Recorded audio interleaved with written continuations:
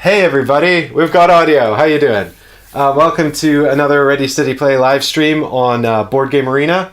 I think the last time I was on stream, I mentioned that we were going to do... Oh, it's probably a bit loud. I mentioned that we were going to do A Few Acres of Snow on Yukata, and Chris and I tried it, but we didn't like the Yukata implementation, so we're playing Marco Polo! You know, the continuation of the Camel Wars. So Chris was the Camel King in Jaipur, which is of course the real victory. So now we're going to have a rematch to see who can become the Camel King of this game. So let's bring on Chris to say hello. Hey Chris, how you doing? Hey, good Mike, everybody. You all good? Yeah, well, hopefully I'll win this, but you'll be Camel King, and then it'll be lovely and equal. That would be nice and equitable, wouldn't it? Yeah. Yeah, I hadn't played Marco Polo. Well, I hadn't played in a long time. I played it back in 2017, and I hadn't played it at all again until last Sunday, when I happened to play it again. And I played it twice since then. And I lost both times, so well, I've got 100% loss rate. I think I've got a 2 out of 3 second place, but I've never won it. So I think I've played this version of Marco Polo 3 times. I played it a couple of times when it first came out in 2015.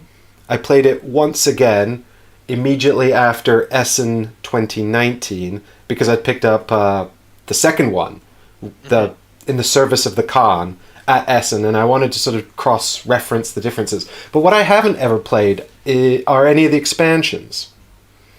There are expansions? I didn't know that. Yeah, there's 2 actually, which purportedly fix all the problems with this game, but seeing as how I haven't played it enough to identify them, I don't think I'm really qualified to talk about it. Yeah, I definitely have not identified any problems with my 3 plays. Well, I think I have. I can't seem to win it. So what I can do after this, I think, because I've played number 2 quite a lot recently, actually. It's a game that's been coming out in lockdown quite a lot. So I can, after this play, at least compare the basic versions together and give you guys a bit of oversight on how those differ and what those differences are. But if you're unfamiliar with the game, we can bring it up on screen here and talk a little bit about it. Oh, that's not right. Why is this background like this? Hang on. Is it this one? There we go. That's the Marco Polo background. Hey, Haggers, if you can actually think of a good name for a Wednesday 2-player regular... Give it to us. The Camel series will run its course very soon, I think. Unfortunately, there's no online implementations of Camel Cup. Oh, it's Camel Up. Don't say Camel Cup just to get a rise out of me, because it will work. So this is Marco Polo here, as you can see, and we've got Chris is blue and I'm red player. We've got the board here. I hope this is not too small for you guys to see. I might be able to make it a little bit bigger. If you F11 it bigger, you can F11. You can make it won't make it much bigger. It'll make it a little bigger. Mildly bigger. Is this one as well? Okay. So what we've got here is it's a Euro game. It's designed by Daniele Tascini and Simone Luciani, who Daniele Tascini I really, really like. I don't know as much about Simone Luciani because I just don't. But Daniele Tascini's done Sulkin, and he did this, and he did Todi Wakan. That was a bit more recent. Isn't it same? Yeah, because Sulkin's same Todi Wakan, isn't it? Yeah. And he's recently just had a game. If you pre-ordered it from Board and Dice, you will have received Tekenu in the last few days or weeks, which is a co-design with David Xerxes. But that's I didn't pre-order it, and I didn't get a review copy for some reason. So I'll have to wait till it comes out on retail in November to check that one out. But I've seen some pretty good reviews of it so far. But what is, I think, most notable about Daniele Tascini's games is that he often uses dice to do a sort of worker placement style thing. In this, he's doing something a bit different. In this, we roll dice and we're doing action selection based on the dice results that we get. So there's a little random element there and a bit of problem solving as well. But there is a compensation system if you roll really badly. I think is it 13 or 15? 15. If you're under 15, you get some free camels. Yeah, or money, or a combination thereof. And that helps you be Camel King. So, you know. It's true. So we must. You want to roll all ones. Well, what's interesting is I do believe, Chris, if we tie in this game, the tiebreaker is leftover camels. So it is, and I also believe that leftover camels can drive per account. Just gonna see if I can make this a little bigger for you guys at home. That's gonna block out my score. Too much fiber Wednesday. TMFW. Yeah, it's okay. How much? A bit too hard to say the acronym. 2MFW. Wednesday Warfare. I like that. Midweek multiplayer, I think, is possibly my favorite, but it doesn't highlight the two-player aspect. So the real challenge of this, guys, is to highlight the two-player and the Wednesday and somehow get an alliteration in there. That's that's the challenge I'm setting. I've redone the stream interface so that it's a little bit bigger. I hope you guys... Hopefully it'll get a bit bigger once we draft these player characters as well. Oh yeah, it will, yeah, because a good third of the real estate of the screen's been taken up by these character drafting.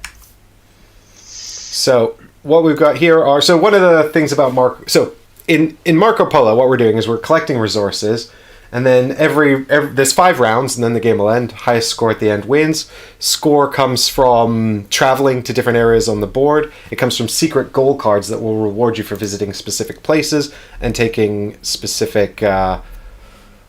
what's the other thing? No, just for specific places, isn't it? Fulfilling contracts as well. Oh, fulfilling contracts. But that's not on the secret goal card, is it? That's just another thing. Oh no, sorry. I thought you were just looking for points. I got a checklist in my brain. It's the secret goal card, the contracts. So we've got a couple of contracts here on the board. We start with 1, and whoever completes the most contracts at the end will get some bonus points. And also, each contract is worth points. The points are the numbers with wreaths, or laurels. Are they laurels? They're laurel wreaths. They're both laurels and wreaths. You've got 9 little trading posts here that you poop out in towns as you visit them, and if you get 8 or 9 out, then you'll get bonus points for that, which is 5 and 10 victory points. Poop out. I'm sure the building industry would love your description of their work.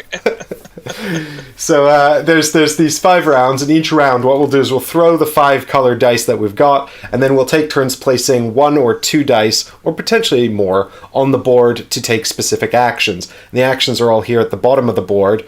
And I won't go into a whole ton of detail, but what we've got here is this book, which is a sort of a ledger with resources, so we can put down dice on the blue spaces, and based on the numerical value, take varying degrees of goods here in the table. Next to it over here, we've got the movement area, where we can place 2 dice, and then based on the numerical value of the dice and a monetary payment, we can move a number of spaces. Spaces being these big city spaces up here, as well as these little oasis spaces. We're also going to have to pay road costs on the roads as well, so it's a heavy price to move around. Down at the bottom here, we've got an area where we can take new contracts, and by putting a single die in here, you can take 1 or 2 new contracts, and you can replace any that you've currently got, abandoning them. And if you put down a 5 or a 6, you'll get some bonus resources too. Over here, we've got a spot where you can pick up 5 coins, and down here we've got Khan's Favor, where you can get some resources and camels. And there's some black dice that are available here. There's 3 in a 2-player game, and you can pick these up by spending camels on your turn. And camels are one of the 4 resources available, well, 5 resources actually, because there's money. There's money, camels, pepper, cloth, silk, and gold. And it is worth pointing out that the word resource in this game only refers to the pepper, the silk, and the gold. Mm-hmm. I guess camels and coins are a separate thing. Yeah. We wouldn't want to refer to... The word Beijing lets you trade off resources, and that doesn't include camels or money. Right. At the end of the game, if you make it all the way to Beijing, which is, of course, Marco Polo's historic journey from Venetia to Beijing, you'll get points based on whether you were the first one there, so 10 points for first place and 7 for second. And you'll also unlock the ability to score endgame points for your leftover resources, which are the 3 pictured here. I think, is that it? Well said. I think so. I think so. A little note about the cities. If you visit the ones with the orange hexagons here, you're going to... Not hexagons, orange semicircles. You're going to unlock bonus resources for being the first one to visit them, and you're going to unlock the ability to take the bonus action below. If you visit the sort of trading cities here with the blue houses, you're going to unlock this tile at the top, which is available to everyone that visits, and it will be an income you'll receive at the beginning of each round. Right.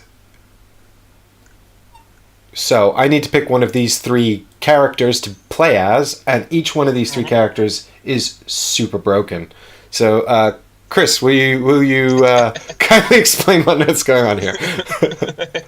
Okay, so you have the first character on the left is Mercator X Tabriz. I don't know why I'm putting a Latin accent on that. They're clearly from the Middle East, or at the very least Eastern Europe. But yeah, so that he gets every time the other player in this two-player game, every time I would go to the ledger or the market to get resources or camels, you will also get the same resource. You will also get the same resource / camel that I take. So if I take gold, you'll get a gold. If I take camels, you'll get camel. Or if I go to the Khan's favor, you would get a camel. Or if I go to get money, you would get 2 money. So basically, every time I go to get something, in a 4-player game, it's only the top power that works. So obviously, you've got 3 other players potentially gathering resources. But in a 2-player game, to balance him out and make him more broken or appropriately broken, basically, any time I get something, you get it too. Less of it, of course. So he's really good. Then you have Rashid ad-Din Sinan, who does not roll his dice. Instead, he just places them on whatever face value he wants. Oh no, that sounds AP inducing. And then you have Johannes Carprint. That's a hell of a name, Carprint. Johannes Carprint. You might want to hover over him to clarify one aspect of his power, because if I hover over him, because it's my turn, he's not showing up. But he gets 3 money to start every turn. It doesn't show up on my screen, dude, either. I think that's... okay. Well, I know what he does. But I don't know how many times he can do it per turn. So he gets 3 money to start every turn, and he can teleport between the oases, those nothing circular spaces between cities and towns. I don't know if he can do it once per round or once per turn, though. My guess is he can do it like unlimited amount, because you rarely move twice in a turn anyway. But I'll just very quickly check. Very good. Say something entertaining. I got my trove chest today, which is the big hold all for Too Many Bones. And I thought I might do like a video where I sort it out. I don't know. I'm trying to decide. I saw somebody trying to sell that online for £180, despite the fact that it's £80 plus $20 delivery right now from the website, and he was immediately called out. He was immediately called out on it, and I noticed the price has dropped to £125. Well, it was. I think it was even cheaper than that for the Kickstarter backers, and it went up a lot in cost at retail during the Kickstarter campaign as they tried to fix various problems with it, and it just got more and more expensive. Surely they're going to do another. They're going to do it. They always do more. But I don't think they'll do it that cheap again. No, possibly not. The trove chest is just a storage unit, isn't it? That's all it is. Yeah, but I mean, I have all of Too Many Bones, and it's. I think if you've got all of Too Many Bones, it's a it's a necessary investment. Is it? I have everything apart from the latest Kickstarter, which was a couple of characters and I don't know. My feeling is that this is going to take setup time from about an hour to like 20 minutes. That would be quite helpful. I cannot find in the rulebook the powers explained. What? Oh, there's a player aid. Maybe it's on the player aid. Boom. No. No, it's not. That's Hey guys, so while we're waiting, on your turn you get one action, which is to play a die. Or per turn. Each round is turns. We take turns placing one or more dice to do an action on the board. We can also do some free actions, which is complete a contract. So you can always complete a contract where you pay what's on the left and get what's on the right, which might enable you to do more stuff. You can take 3 coins here from this purse, which is a free action. You can And that way you have to put a die down, so it does cost a die, but it's not your main action. You can always re-roll a die by paying a camel. You can adjust a die result up or down by 1 by paying a camel. You can unlock a black die by paying 3 camels, but you can only do that once per turn. Found them. So you can move from one oasis in the map to another oasis during movement. Whenever you choose to travel, you are allowed to move from one oasis to another. This counts as one move. Okay, so it's unlimited, but it does count as one of your spaces that you moved. Okay. So, I mean, he could theoretically move he could move to the oasis next to Moscow, and then he could go to the oasis right next to Beijing, walk into Beijing, walk out of Beijing, and then into the next oasis, and warp to the oasis over by Alexandria.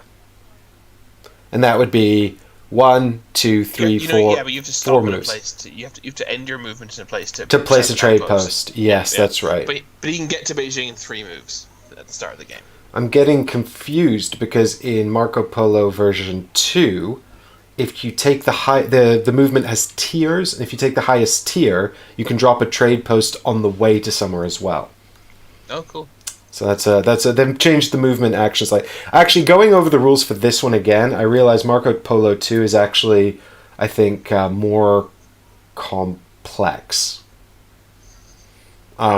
Maybe not necessarily in a good way. I'll talk about that later. Hager's, the first thing that I mentioned to Mike today when I saw him was his hair. That's true. I just spotted that comment. Hager's says my hair looks neater today. And Chris also mentioned that. I don't know what I've done, but I'll have to try and work it out. I think I'm just going to have... am I going to have Resource Man? I like him because I like this sort of income I'm going to get. But also, I don't know if I like him because he doesn't give me anything else I can do. I just benefit from what you're doing. You know? I quite like the idea of this teleporting guy who gets money. But I just don't think I'm clever enough to use him well. And this other guy who chooses dice, that's way too much for my poor little brain. I'm going to take this guy. Confirm. Yeah, I personally think he's the best character. But I'm going to take Rashid in that case because, yeah, I'm the same as you. I've tried the strategy of trying to get loads of outposts out, and it's so difficult. I know this guy will make it easier, but it's so difficult. I don't think even with this power, I don't think I want to try it again this game. So I'm going to take Rashid.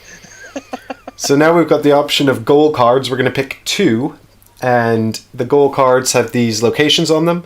And Chris, if you're looking at the stream, turn it off. I'm not. Don't worry. But we've got these locations. I've popped the chat out. So you can, you're going to get the value here on the right for each of these towns that you visit. No. If you visit both the towns depicted on an individual card, you get the points depicted on the individual card, and then they both score in unison according to the thing on the line on the bottom of them. So what's important to note here is that if I take these 2 cards on the far right, if I visit all 4 towns, I'll get 4 points. It's 10 points. I'll get 10 points because I'll unlock this top tier on the bottom. But if I take these 2 cards on the left, because they share a town, there's only the total opportunity for me to get this 3-point tier because I can't visit 4 separate towns on the goals. That is the subtle. Hager says, ask not what is good for you, but what is least good for Chris. I saw. I was not impressed. See, now that I'm looking at these cards, I immediately wish that I could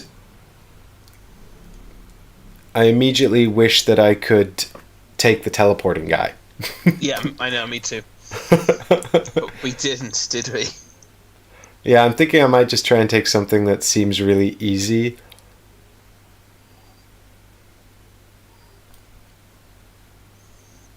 Oh, dear.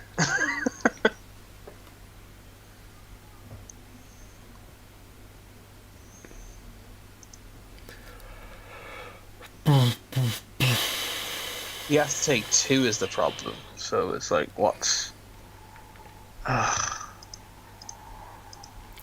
See, I think I might not be able to do this, guys. I think I might just not bother. Because it's too hard.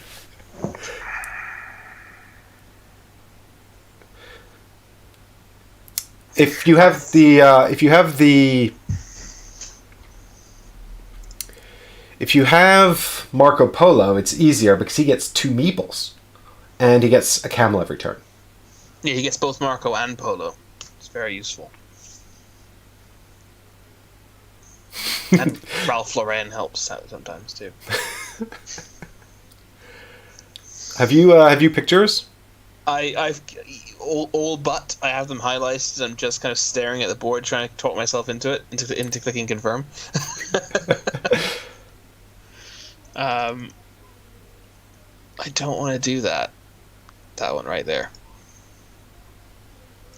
And I don't think I want to do that one. So yeah, it's gonna be these. Yeah, it's gotta be these 2. I think we'll try and do these 2. I think this seems like feasible. Do you know what I mean? Yeah. Like vaguely accomplishable. So my dice have been rolled now. I get compensation because I rolled less than 15. Chris, you have to pick your values because. Yeah, I forgot. I was also like, why didn't Chris roll his die? Oh, wait. I was like, did I really roll all ones? Okay. What did you get? You got what? 4, 7 plus 6. You got 13, so you can get 2 things. Ooh. What shall I have? What shall I have?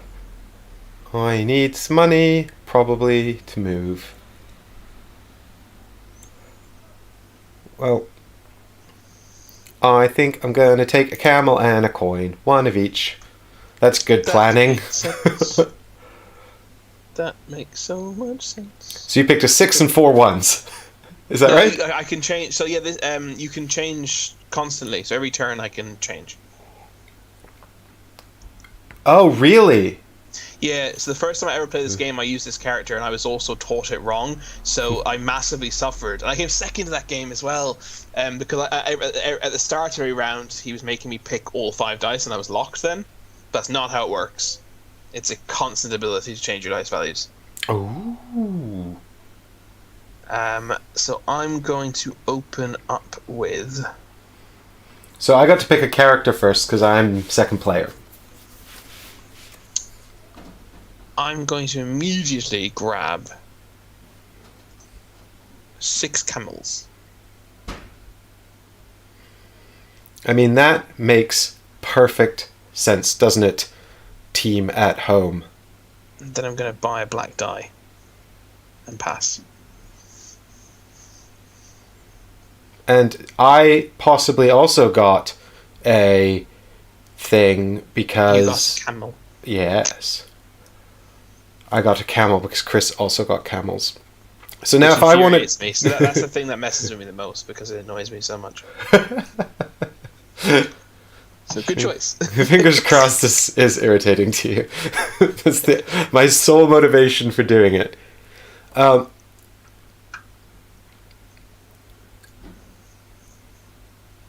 So I think what I'm going to do is I'm going to pick...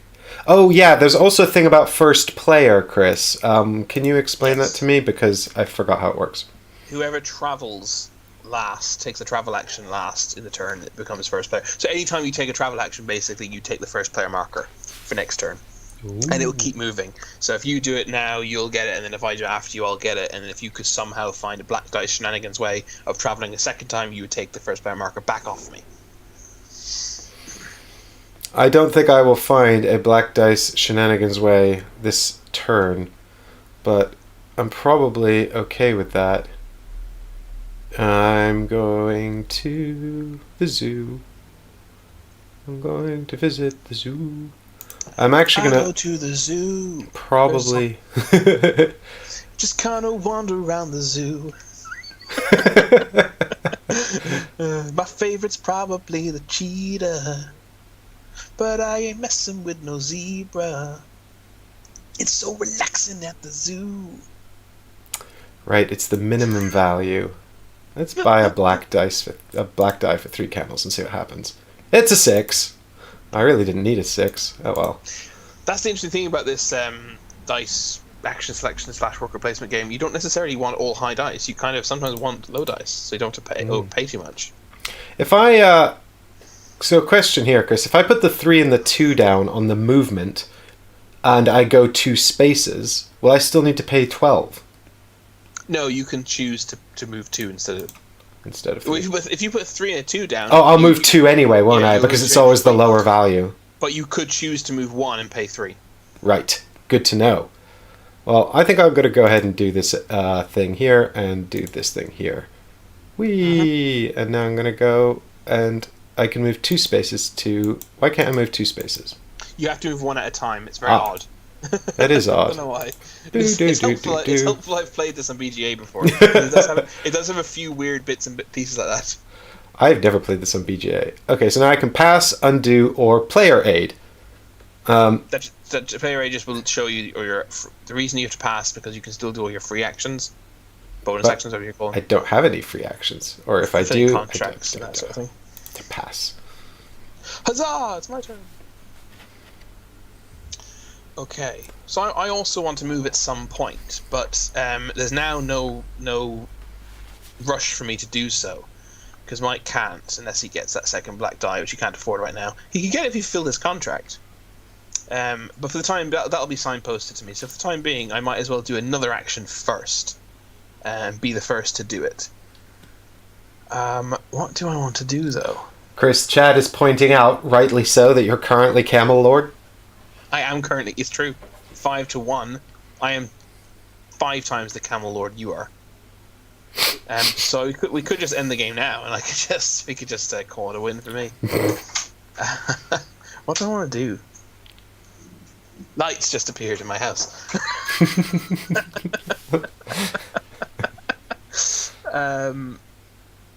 Oh no, the AP's already starting.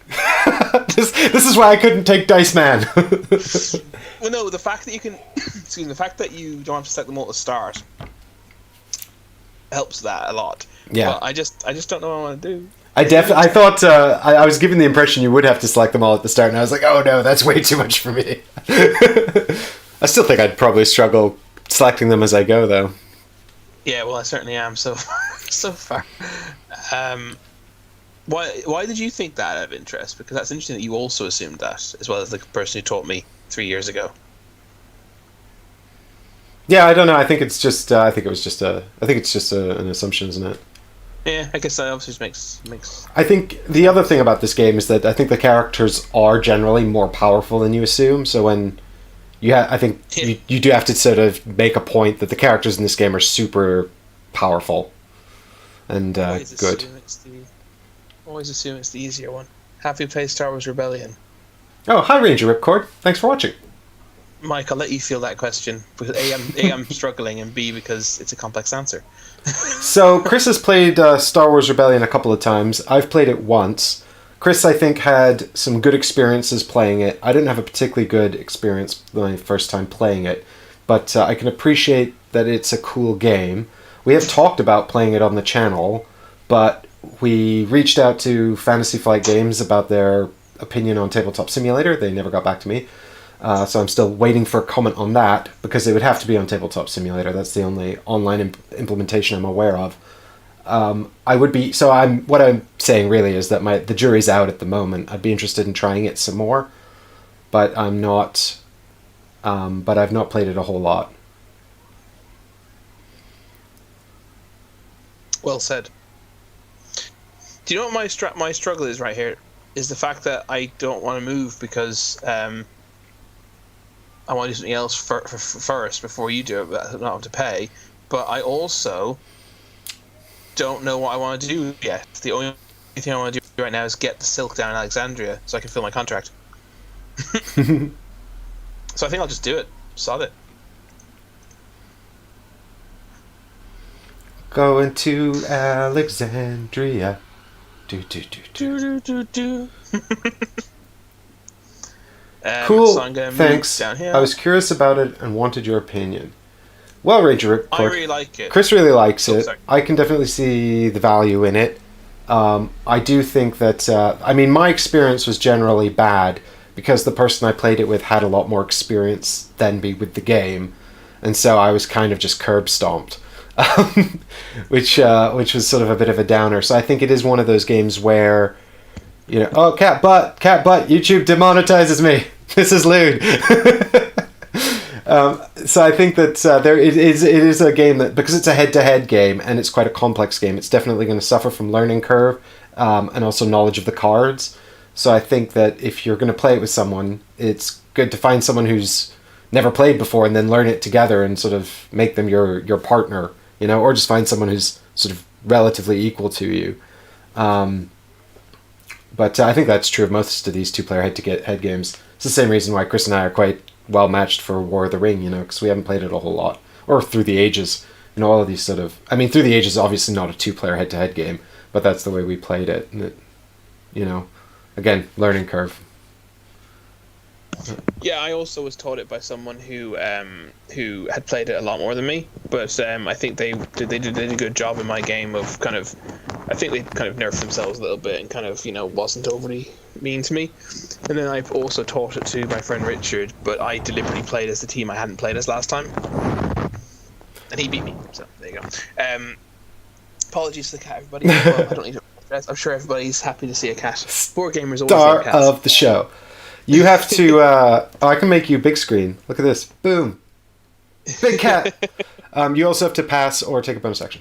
Are you the star of the show? Yeah, I was just waiting for you to finish talking because I just wanted to let everyone know what I was doing, which is I got 2 free silk from being the first person to Alexandria. Ah! Where's Mike gone? I've lost Mike. And now I'm going to fulfill my contract for 5 money and 3 points. Huzzah! And now I'm passing. Oh, I forgot to do something. No, doesn't matter. I'll do it next turn. You must perform... Oh, Bryce Kimball. The hell? What the hell spooked you so much? He just... I'm done cuddling. Bye. He saw a cat. He saw a ghost. You know how cats keep seeing those ghosts everywhere?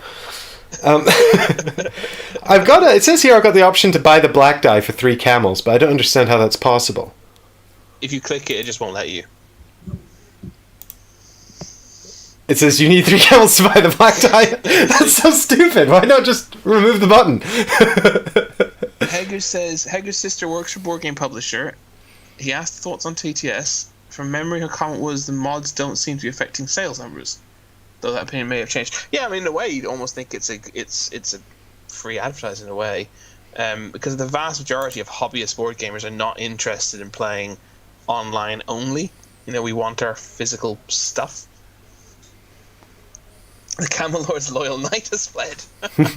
He does this. He comes and sits on me for a while, and then he just fucks off out of nowhere. I really don't understand why.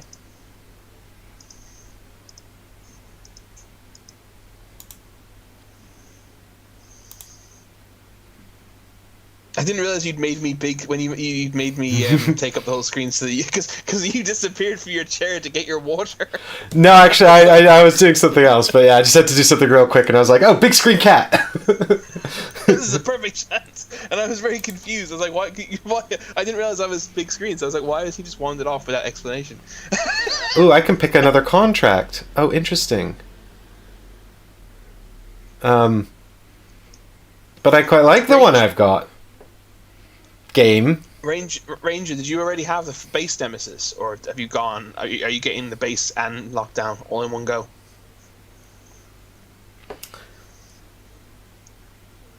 Ranger says our playthroughs on Nemesis are the reason he's all in on the latest Kickstarter. Yeah, Awakened Realms owe me some money, man. To be clear, they've never paid me a cent. All of the work we did is because we like the game, and they sent us stuff.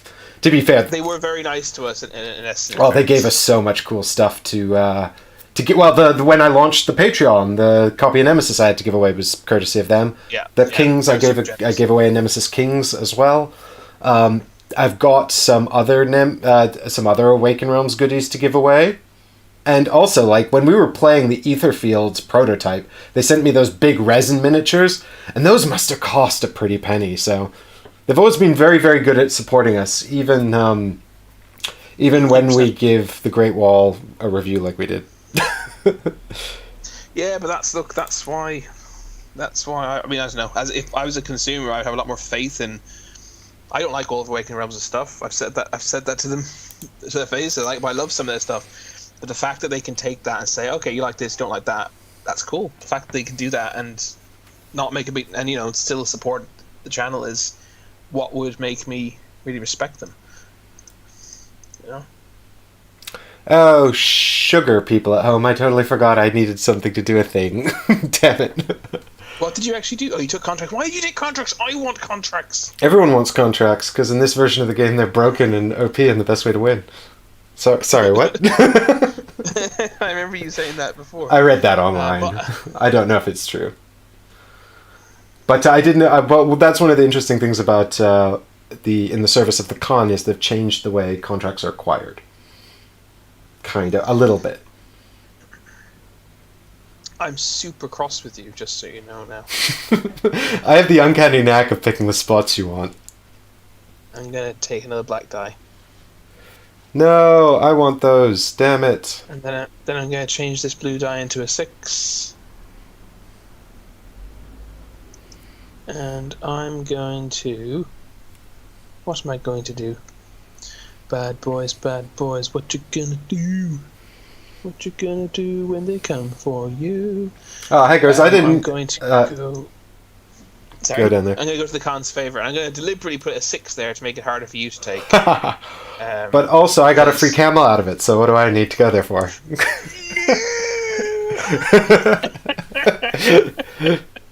It's so frustrating. I'm taking a gold. It's not frustrating. It's fine. That's your power. It's cool. But also, I totally forgot a fundamental rule of this game, so now I think I'm a bit screwed in terms of what I can do next. It's too stupid. I can't talk about it. Oh, come on! You have to. No, I thought I could move again, but I forgot I needed black dice. You silly Billy. I actually meant to take that black die at the end of my last turn. Oh, I haven't passed. My bad. Bing. Bing. The bait system. Hager says, have you watched the Etherfields unboxing video? No, I saw Marchin did one. I haven't watched it because I already have Etherfields, so what do I care? I basically don't know anything about Etherfields because I wasn't on the playthrough that we did, and I actually never borrowed it, the prototype. Oh yeah, I talked about lending it to you, didn't I? Yeah, briefly, but I never did. I just backed it anyway. Because you said it looked good too. It looked like a good game for me and Deborah to play. I still have your copy of Tainted Grail actually. I need to get it back to you. Oh, the prototype, right? Yeah. Yeah, I mean I've got the actual copy from I backed it on Kickstarter. That's the version Michael and I were playing in the series, follow-up series on the channel. What am I doing with my life? Okay. I planned poorly and now I'm in trouble. That's what's going on. You forgot you can't move again. Nah. Yeah, I totally forgot. I mean, to be honest, getting one outpost out of turn is pretty good. I mean, I say good, it's pretty standard, right? Yeah. It's hard to get more than one out. Yes, this is true. Unless you're Marco Polo and have 2 minis. 2 meeples. Okay, I guess. Oh my God, these. Oh, can he divide the movement between both of them? I assume he can actually. Yeah, he can. Yeah, he divides the movement however he wants. What can I do with this one? Basically nothing good. Oh no, I don't have to pay a fee to go down to the con's favor, do I? Because it's brown. As long as you play a 6, you just have to play a 6 is all. So I think I might go and do that because I really I'll get some resources. Yeah, I've checked out the digital version of Root. It's on my wish list. It's on Steam actually. I'm just slow. I'm slow. It's only £11, but I'm slow to pay £11 for a game that I've just spent. I don't know how much money it was on the Kickstarter, and haven't even played yet. But I agree, it looks cool. I think we did talk about it again, didn't we, Mike? Yeah, we did talk about getting it to play it on the channel. But again, yeah, it's a game that I've got the paper copy of. I think it's something like £12 on Steam, and it doesn't have any of the expansion content at all. It's also got some fundamental rules changes that I wasn't super excited about. Oh, does it? Well, it's actually mainly to do with the card play, specifically the ambush card for combat. That was the one that I thought was a bit like basically. It's the when you make an attack, if you've got an ambush card, you can play it and get a bonus. And in the app, like instead of going like, it will only ask you if you want to play an ambush card if you have one, which telegraphs to your opponent that you're holding one that you could play.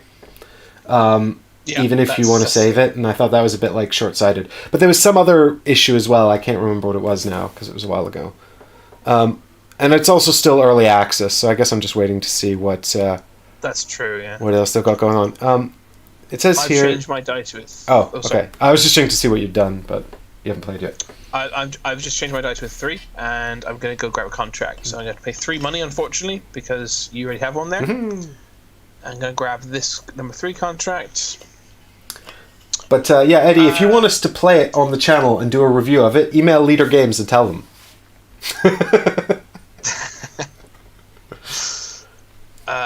And I'm gonna go. Do I want this? Do I want the 1 or the 2? That is the question. Do I want to have to get yet another gold, or do I want to have to get 2 pepper and 2 of those Dilly Bops? I'll tell you what is interesting, actually, is that Monster Couch, who I've never heard of before, reached out to me and they were like, "Hey, buddy, do you want a free copy of the Wingspan Steam app?" I was like, "Sure, thanks, Monster Couch." So that's cool. I'll probably play that. You should tell them you need multiple copies because you can't possibly play. Well, you can play solo, I suppose. You can't demo the game. It's true. Copy. I should write back to them actually and say thanks for the Steam key or whatever, guys. I do live streams. Give me more. Give me another one, yeah. But you know that Michael would be so sad if I didn't give it to him, though. Mike can have. I'm actually just looking at it now to see if they have Flappy Birds. They've taken all the illustrations and animated them. Did you see that? You can't buy it. What? How much? It's not. I don't think it's out yet. Oh, that's so cool. There was. To be honest, most of these. I was about to say to Eddie actually. I don't know if you have a Humble Bundle subscription, Eddie, or if you use Humble Bundle, but I've gotten a lot of free or nearly free board game. Obviously not free, you do pay, but I've gotten almost next to nothing board game Steam apps over the years on Humble Bundle. You took Pepper. I did. You got the digital version of Tainted Grail before receiving the physical, but yeah. the digital version of Tainted Grail is a totally different game. Completely different game. It has 2 games in it now, actually, and they're both completely different. Yeah, it does. That's true. I actually watched Christopher Odd put up another video of him doing the Conquest mode recently. They're focusing on the Conquest mode, I think, for the updates, so that when the full game drops, it's actually they won't have spoiled a bunch of story stuff. Right, I've got 2 black dice because I kept buying them. I don't know what I want. I don't even know what I want with them. Why did I take you? I could move again. I have 5 money. But yeah, you can. They've got an official Wingspan Tabletop Simulator mod and an official Wingspan Tabletopia mod, which you have to purchase. Both of them are official DLC. So there's now 3 ways to buy Wingspan on Steam, depending on your preferred platform. I'm gonna take. I need some silk, so I might as well get some silk. So there's no reason in the world not to. I only want 2 silk right now, but there's literally no reason not to just get 4 silk that I can think of, or 3 and 1 and a money and a camel. That's pretty nice, actually. Thing is, if I make this die a 5 and get 3 silk and a money and a camel instead of 4 silk, what are the odds that I'm going to be desperate for 1 extra silk later in the game?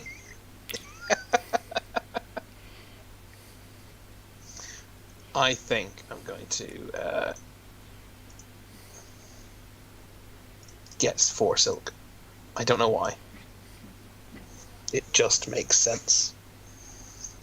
Pass. And at the end of the first round... Oh, it's not the end of the first Oh, round. Mikey has you had two more dice than me, and you went first, and I still finished last. You blew all your dice on fancy things, Chris. No, I had one extra die. One extra die. Oh yeah, but you went first. And I went first. So there. I'm going down here. Give me some money. Okay. And in the first round, the Camel Lord leads 3 points to 0. Oh no, you're Camel Lord! I am Camel Lord now. Oh my god, I'm getting compensation again. Why am I getting so much compensation now? Because you're rolling crap. Right, but I didn't know the... is the compensation equal to the difference between 15 and your total? Yes. I don't think that's the same in version 2. I'm not sure. Stop talking about version 2. We're playing version 1. God. You like that? You like that rich kid who just had an even better holiday. When we were in Thailand, the food was a lot better than it is here. Eddie, I might have slightly misled you on exactly what I'm talking about. By the way, there's a monthly subscription Apple bundle where you get like 10 games every month. And then they also do separate bundles. It's the individual bundles where you just pay a one-off cost for the bundle. That's where they've done several tabletop individual bundles. The monthly subscription I don't think has ever given me a board game yet. But if you're a PC gamer, full stop, Humble Bundle, 100% subscribe to it. Such a good deal. And definitely keep an eye out for tabletop bundles. Right. Oh, is it me? Oh, I'm first again, of course. Because it doesn't move. It just does the thingy. I forgot. I'm going to change this to a 6. And I'm getting 6 camels again. And I'm buying a black die. I'm passing. Well, I see how it is. I'm gonna do this. God damn it, that's junk! I'm gonna do this. Ooh.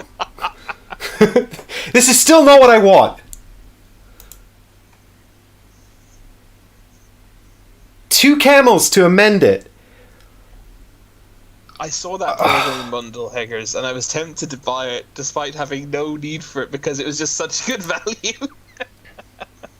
I bought so much software for like developing your own PC games, for next to nothing, which I basically haven't touched. It's like I'm like, one day I will make a video game. Humble Bundle's so great. I've got like quite expensive video editing software as well off Humble Bundle, and photo editing software and all sorts of stuff.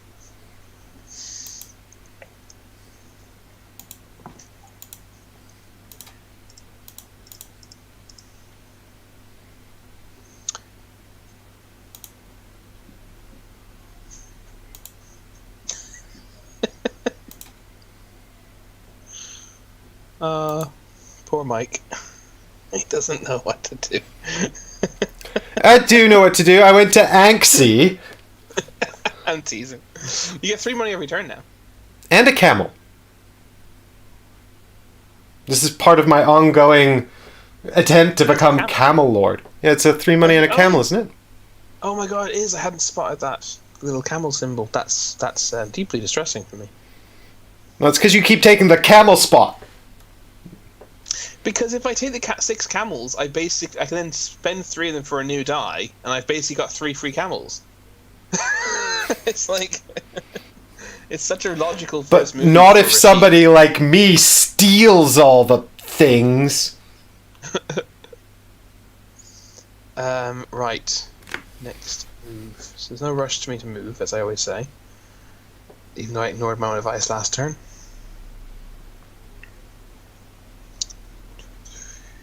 So I think I'm going to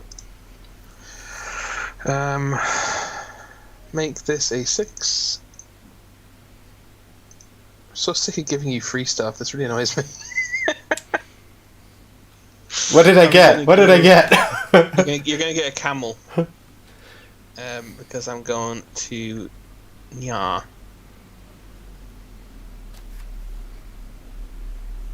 Yeah. And then I'm going to pass. Because you took the other black die, so I can't have it. Meh. Meh. So I went to the Sultan's favour. I took a gold and 2 camels.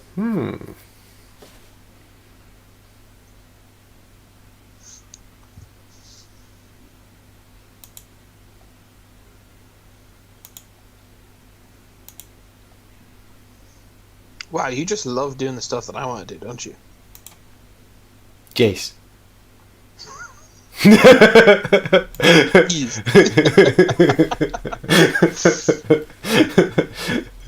No, that's the thing about this game, is that there's not a whole lot of spaces, you know. It's like, it's very contentious. Does this go up to 4? It's 4, right? Yeah. Yeah. Man, 4 players on this would be agonizing. You'd get nowhere. I've never played it with 4. I've never played it with anything other than 4. Oh, really? I don't think I've ever played it with 4. I think I've played it with 3 and 2. How is it with 4? I like it. Yeah, it's pretty good with 4. No wonder you don't get anywhere with 4 players. It's like impossible to go anywhere. It is next to impossible. Yeah. Okay, what am I doing here? I'm gonna go.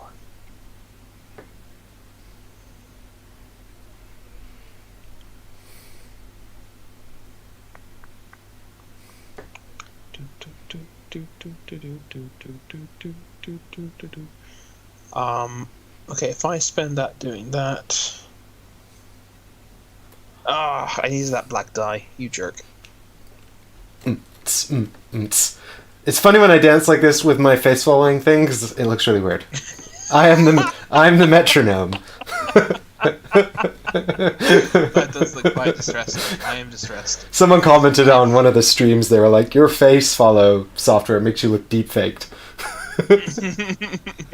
I was like, yeah, so I'm actually someone completely different. I revealed the mask. It was me, Paul Grogan, all along. Oh, this is upsetting. Fine, I will do it. Anyway. Okay, I'm going to make these...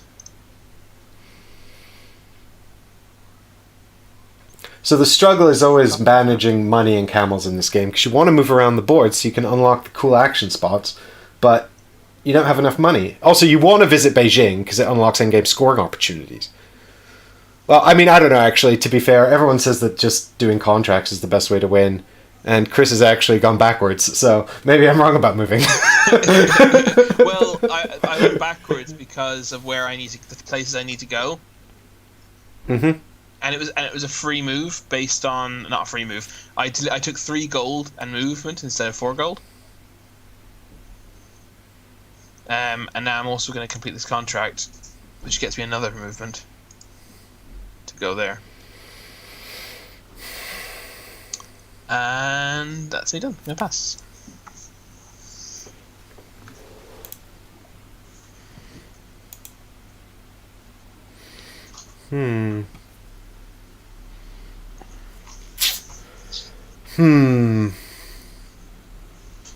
Where did I get this gold? Did you give it to me?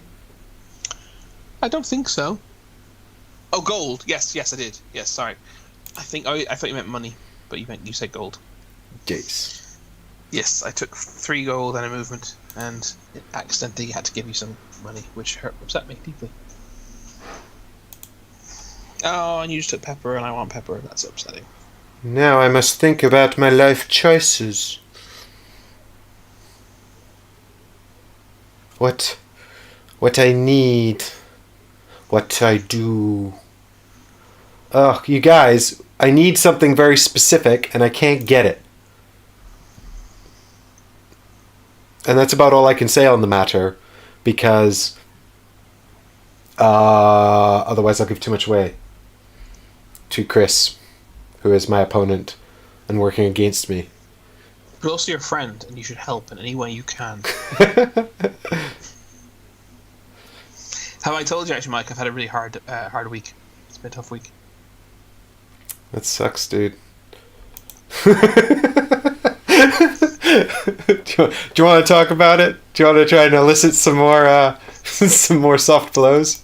Well, you know me, the only thing that really helps me when I've had a tough week is to win at a board game.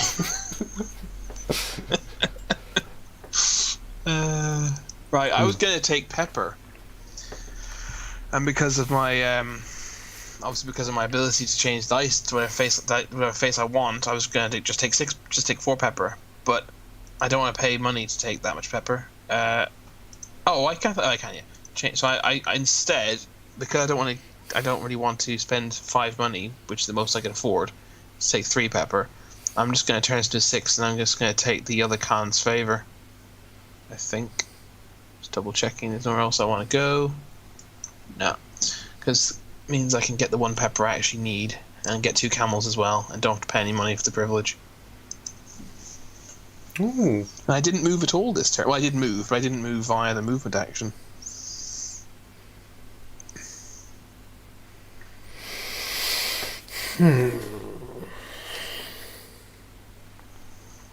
Lord Humpesty. Yes. Are these more of your camel puns?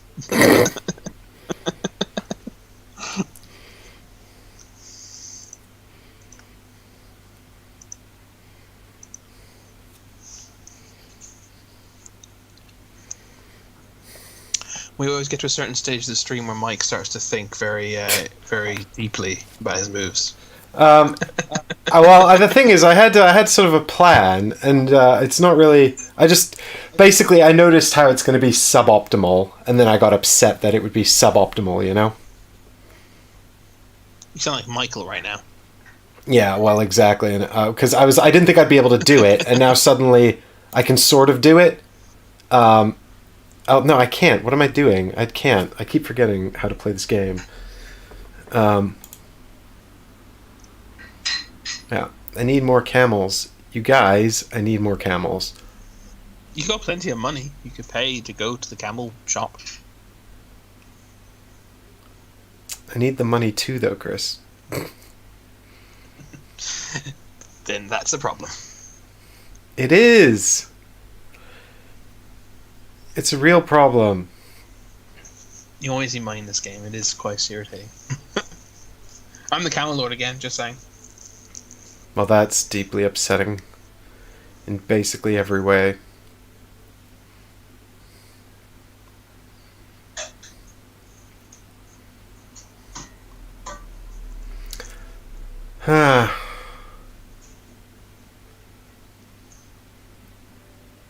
Ugh. Yeah, okay, I don't know. I think I'm just gonna do this now instead, which is... I don't know if it's... So make your face big so I can watch the pain.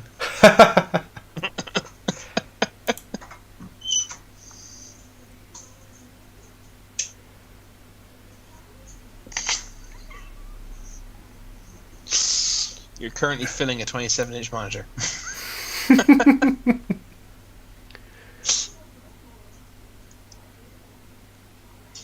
I brought back to the mic.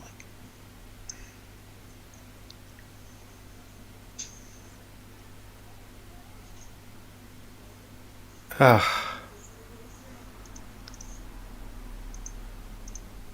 any of you guys in chat played this game? Can you offer any help to Mike? You guys can see his stuff, in fairness. Actually, I can see everything you have apart from your cities, right? Yeah, double movement. Well done. That seems like a really good thing to do.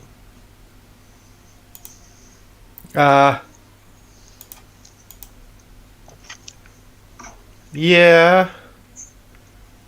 Unless you don't have any need to go to Karakoram or something.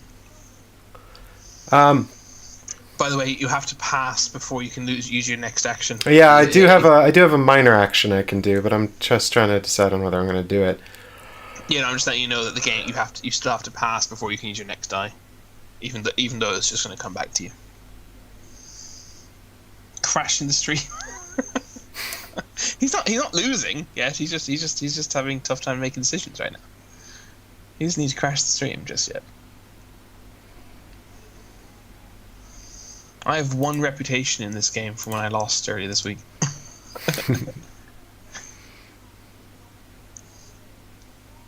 So do I pay 4 gold for 4 camels? This is round 2, isn't it? Yeah. Oh, camels. time. I'm going to be first player next turn, so maybe I'll just get some money. Money's always useful. I agree. And I guess we'll do this one too. Is there any reason not to do... Is there any reason to do this now? No, there's not. Because I'm going first next round.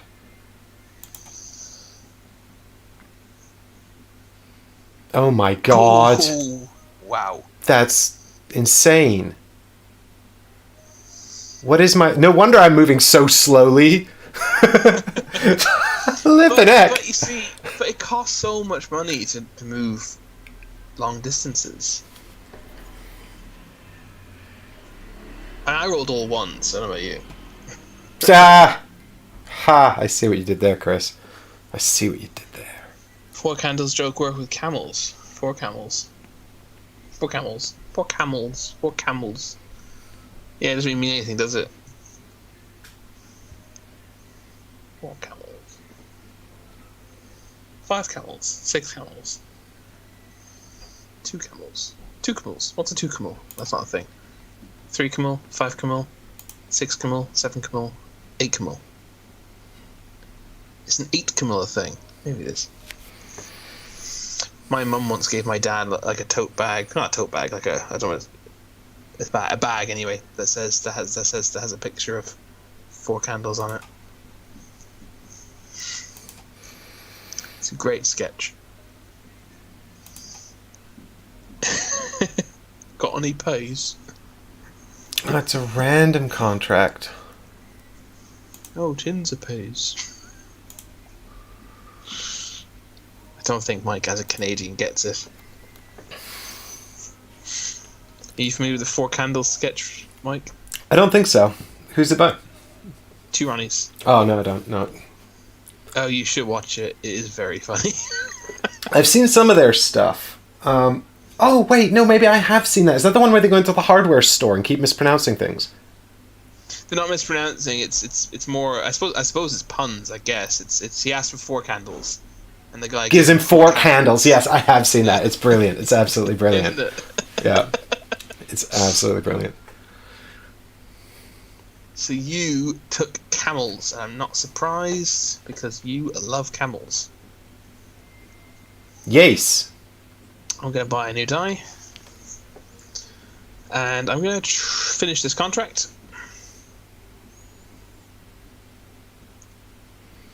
Which means I now can travel. I now have the money I need to travel. I want to travel 2 spaces, so I need 2 2s, also known as 4.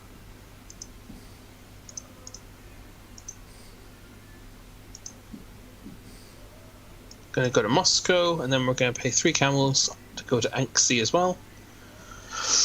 And then we're going to pass. Mike's turn. Buy that die. Hager's was going to unsubscribe and cancel the Patreon had you not seen the 4 candles sketch. Phew, dodged a bullet then. So I think I'm going to...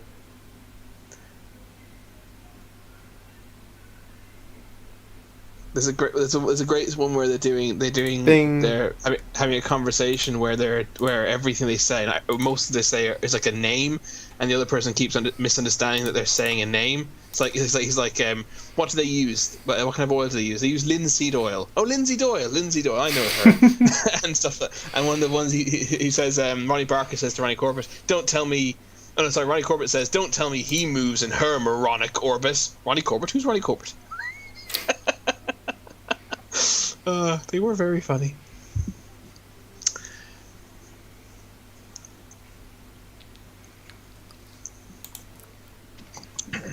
You paid 2 camels to adjust your die from a 2 to a 3. It's all part of my magical plan. Magical plan. Da, da, da, da, da, da, da, da. Okay.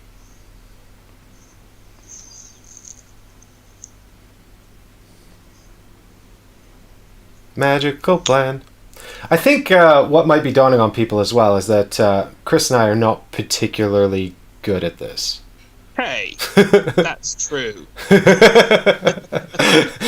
Hey, that's reasonably accurate, and I don't like it. Just because I've never won it doesn't mean I'm not good Well, at it. I think you might be about to win it. I don't think I'm doing very well. I'm currently 7 points ahead, but I'm no longer Camel Lord. And that's what's important. That is what's important. That's why I'm a little concerned.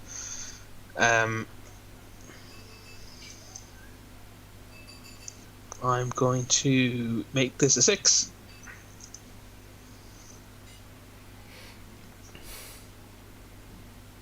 Do you have all the black dice? How have you got the black dice again? God damn you. Taking 4 pepper. Ah, 1 pepper for me, please. Thank you.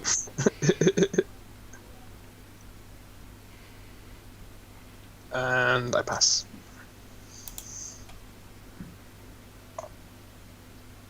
I resemble that accusation. Is that Homer Simpson said that? Don't remember Tirani's ever saying that. God, these ones are...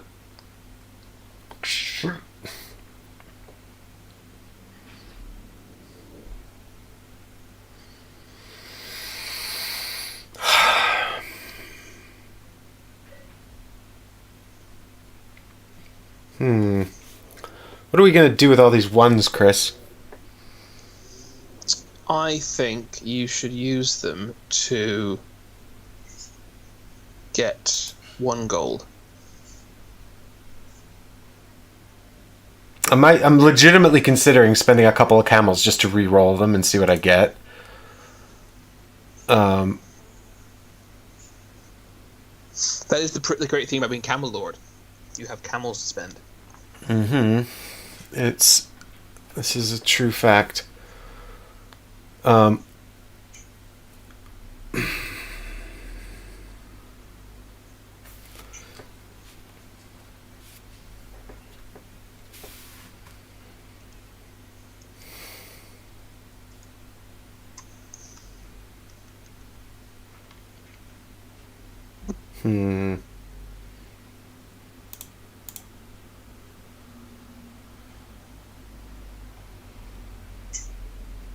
Alright, well, let's do this and then we'll see what comes out.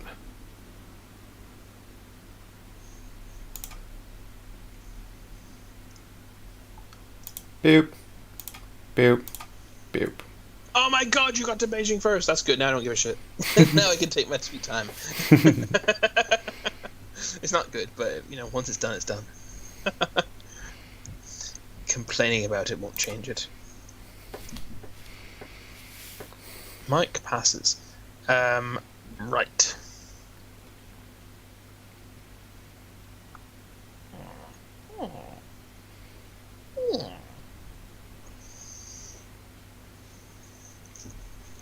But I got to the Beijing first, which gives me more points than you. And maybe if I'm lucky, you won't get there at all.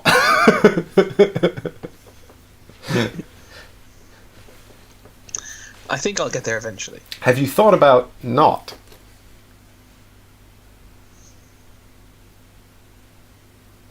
I have now, yes. Okay. I will. I choose to get there. Haha! Your brilliant plan did not work. It's all falling apart.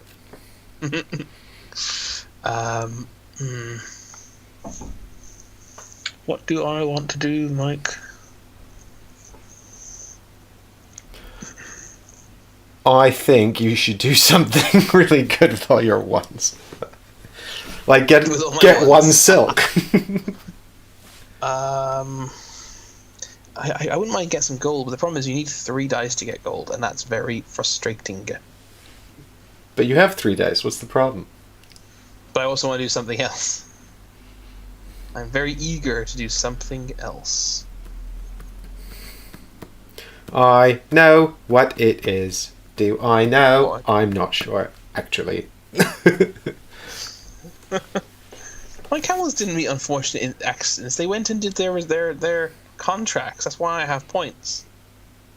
Like, don't be spreading these falsehoods in the news, please.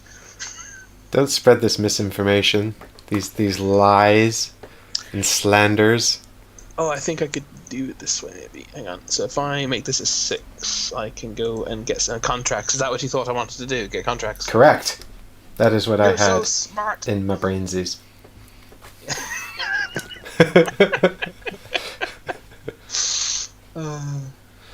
I was also thinking about doing that, but now I'm thinking I'm not going to do that. So I'm going to take the 6, and I can either have 2 money or 2 camels. I'm going to have... Ooh, actually, I was going to take the money, but I actually need the camels for reasons that will become clear later. Is my camera still working? Yes. Okay, good, because my phone's trying to update its operating system. I wondered if that might have killed it, but it didn't. Hey, Alessandro, thanks for checking in on the stream. How you doing? Hello. We're just playing some Marco Polo. As you do. As you do. This is what we do every night. We always play Marco Polo. We just happen to stream it today. Yeah. And we're going to take this contract here. Marco Polo experts. Oh no, that doesn't work for reasons. Curse those reasons. Always getting in the way of what you want to be doing. Curse those reasons. It's not too late to undo, I think.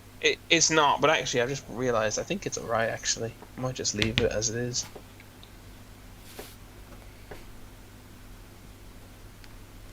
I think I will.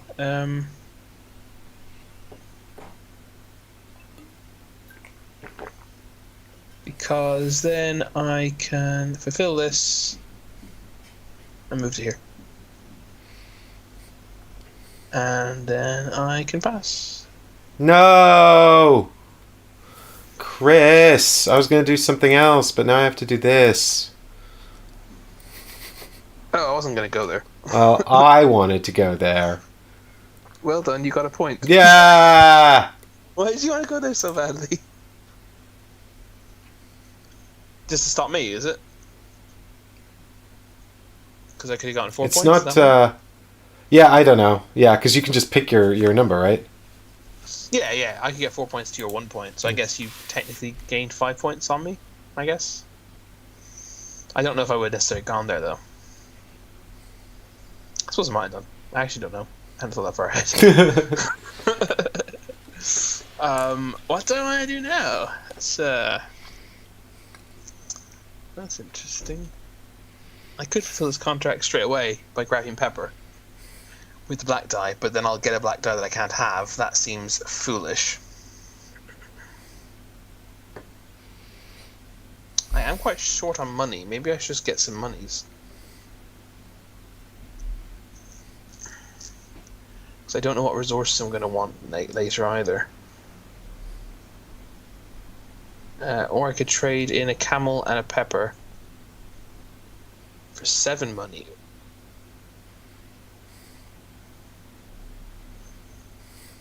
Nah, I think I'm just going to get 4 money.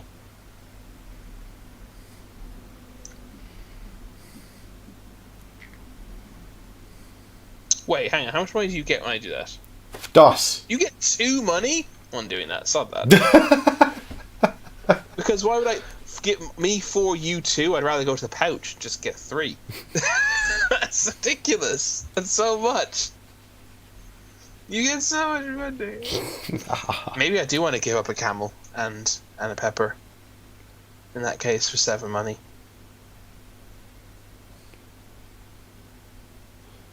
Because then I get 7, you get nothing.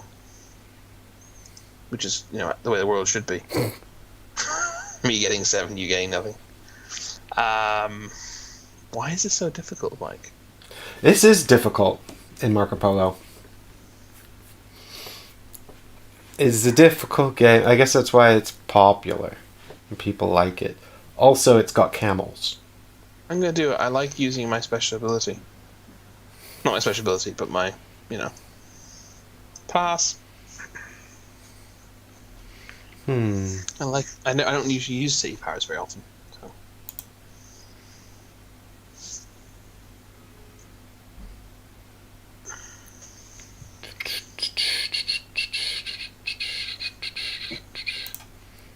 I'm going to re-roll this die and see what happens, I think. What would I do if I re-rolled it?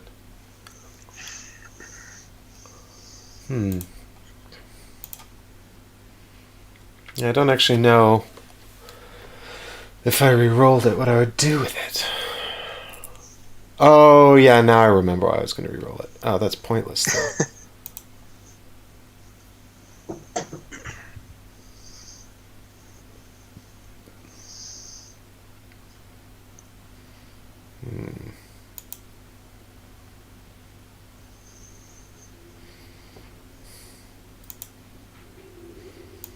Not having money sucks. So I'll get some money. I wish I got 2 money when you did that.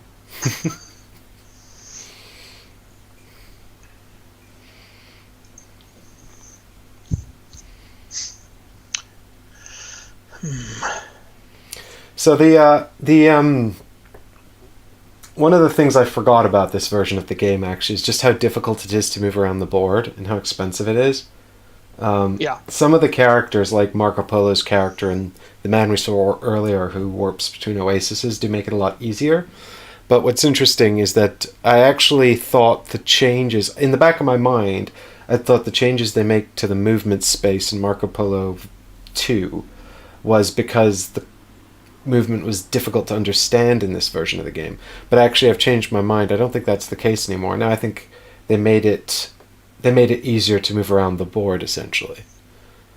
I don't think it's difficult. It's complicated. It's just really hard to do. Yeah, it's not complicated. It's just difficult to do.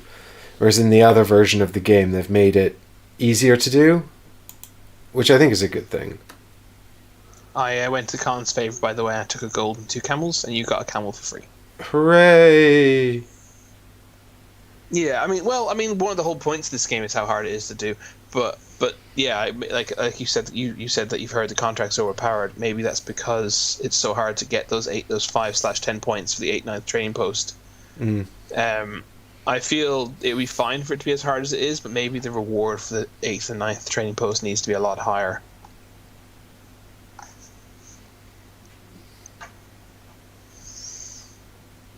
Blam!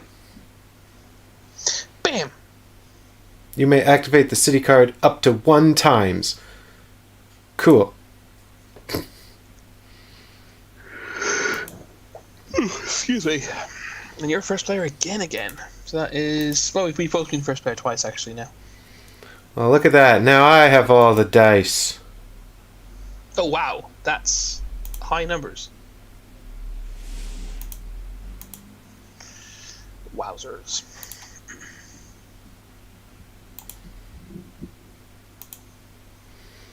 Can't really go wrong with those things, what I did. You did the camel thing.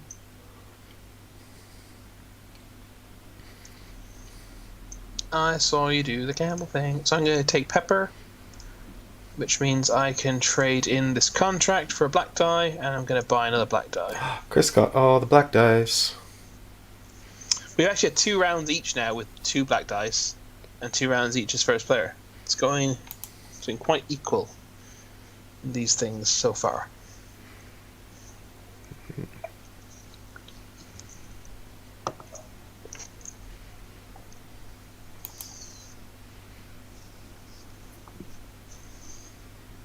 I'm contemplating a thing here that I might do. I don't know if this is necessarily particularly good.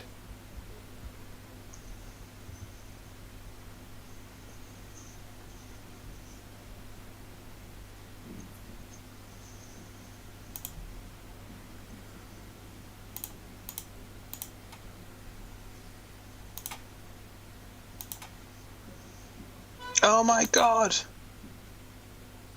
Free movement is always good. And 3 gold. It's just so expensive to do dice-wise, that's all. Now, we will spend most of round 4 watching Chris play, and we can chat. Watch as the stream views rocket. Oh, Alessandro, did you just finish... Oh wait, which one? I've been playing a lot of Lotra recently. Are you talking about Jaime? No spoilers! No spoilers! I think he's talking about Shadowed Paths, where I just failed every scenario. Oh shit, that's spoilers. Oh, I'm so pleased it's not me. Oh no, dude, it's so difficult. I've come so close, like, so many times. But what's interesting as well is I played it on... They added a new difficulty called Adventure Mode, which is kind of just like, have fun.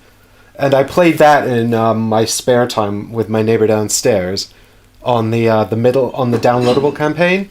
And we got everything perfect. Like, we failed one scenario. We did every optional thing, you know. We failed just one scenario, and it didn't make a big difference, but we still failed the overall campaign. Hager says it was brutal. I was so close, you guys. That stream, I mean, aside from the fact that it was 7 hours long, that... They're just emotionally draining as well, you know, hard on my heart. So I've taken 3 money from the pouch, which is a free action, costs a die, but it's a bonus action. And then I'm going to change these 2 dice to a 3s. Because I would like to move 3 spaces. It's going to cost all my money. That's why I had to get extra money. And that'll get me to Beijing.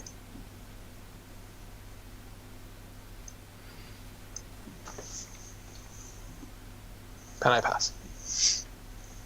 But yeah, you know, Richard bought it actually quite recently, and he and Tig were playing it a couple of weeks ago, and Tig found it very frustrating because of how difficult it was. He kept, you know, being faced with these, like, I don't know, needing 4 successes, let's say, and just being like I can't do this on my cards. You know, it's like, or the one thing that they misunderstood. I mean, they didn't play anything wrong, but they misunderstood. Do you know how I don't know if there's actually a term in game terms, but do you know how there's, like, if you have a test, for example, if you fall from a tree and try to grab a branch, let's say, it's a one-off thing, right? So you need 2 successes, let's say, and you have to do it now, or else you don't do it. Whereas if you're trying to, like, pull a loose brick out of a wall and you need 5 successes, your successes accumulate over each attempt. Yeah, there's certain different kinds of tests. Yeah. Yeah, they didn't understand that you had cumulative successes for some of them. So I think it was more frustrating as a result. More frustrating than it might have been. Yeah, exactly. Well, as soon as I said that to Tyke, he was like, "Oh, okay, that makes a lot more sense." But hasn't checked in on the stream. Actually, I noticed, Tyke. He has betrayed us. No. It was like watching the movies.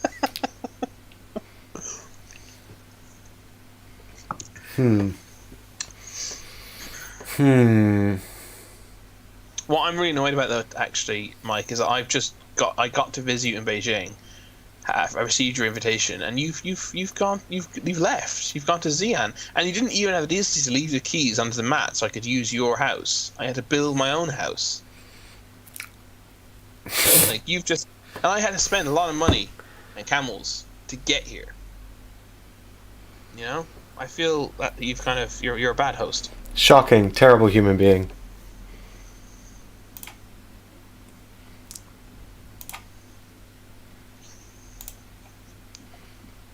Uh-huh.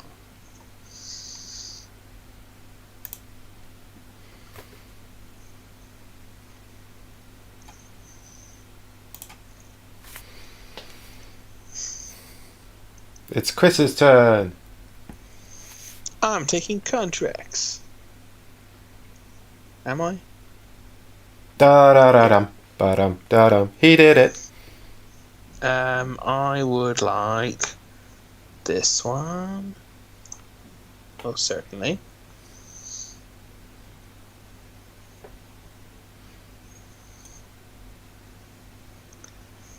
And I would also like...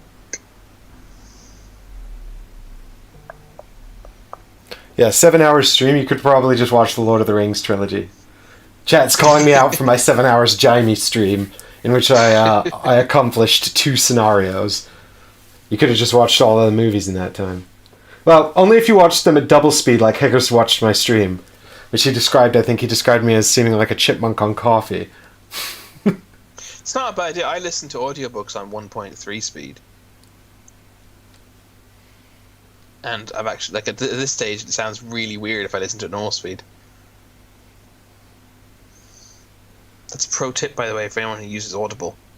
All the books are read incredibly slowly.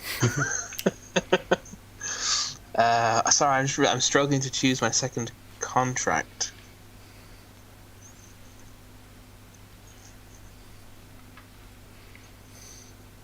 What do I want?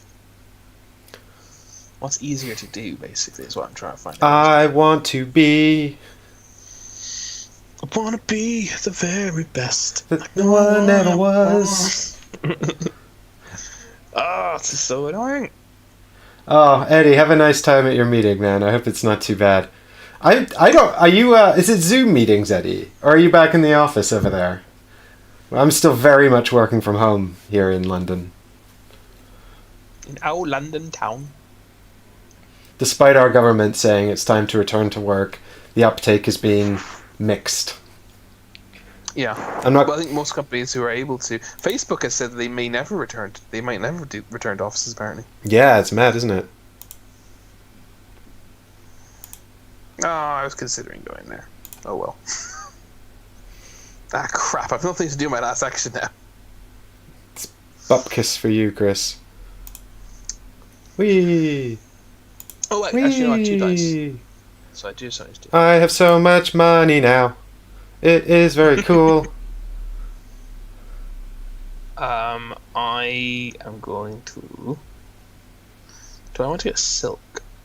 You know what? No. I'm going to take 5 points. That is a good idea. Now I'm not ahead anymore.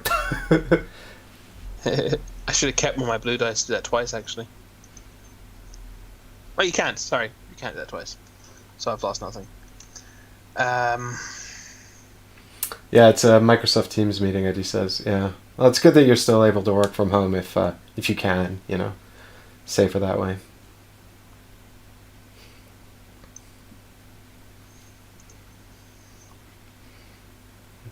No, you have to go back to work. Go to work. Don't go to work. Go to work.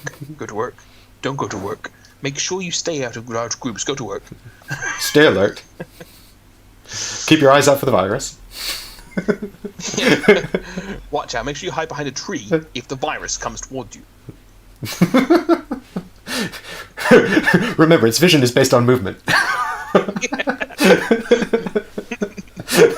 If any of you out there have seen Jurassic Park, you may remember that the T-Rex was inaccurately depicted as having vision dependent on movement. This was indeed actually based on the coronavirus, which can only not see you if you stand perfectly still.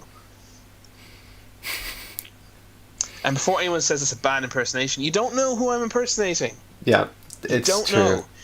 It could be some other complete and utter fuckwit leader from another country. Hey, Chris, no politics. We know the truth, but we can't discuss it here. You know what? I don't think it's a political opinion that Boris Johnson's a fucking twat.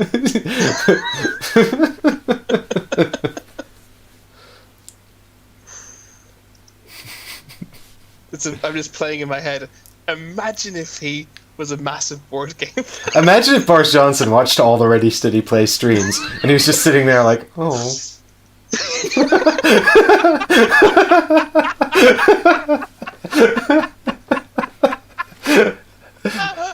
Oh, that would make my day. I've no idea to do my last die. This happened to me last turn. I guess just money. Yeah, get some money, dude. Because I might need to move. It's last turn next round.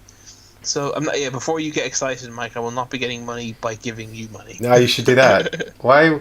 This character sucks because basically all he does is limit what you do. He doesn't actually get me anything. You know what I mean? He does. You got pepper? 1 pepper. Cool. I think you got the better character out of these two. I should have taken that guy.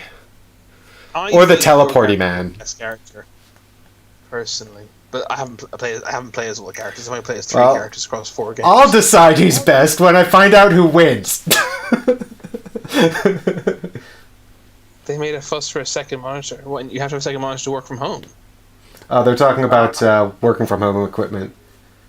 And you'll be working from home for a while. My boss told me that I could bring my office chair home with me. Yeah, we didn't get...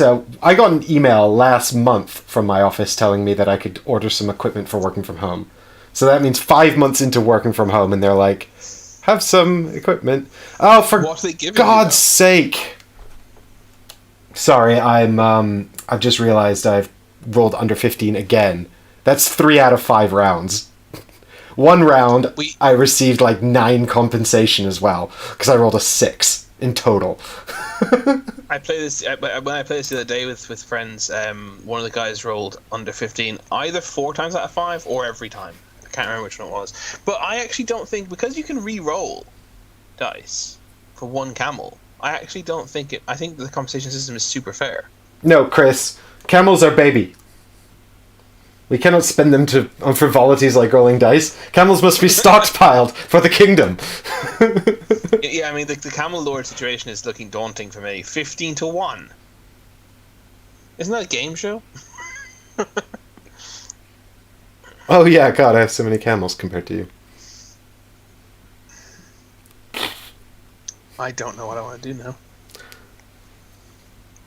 Okay, what are my objectives? I'm like looking at your resources though, and I'm like, I feel like you've got like end game resources. You didn't plan for the final round.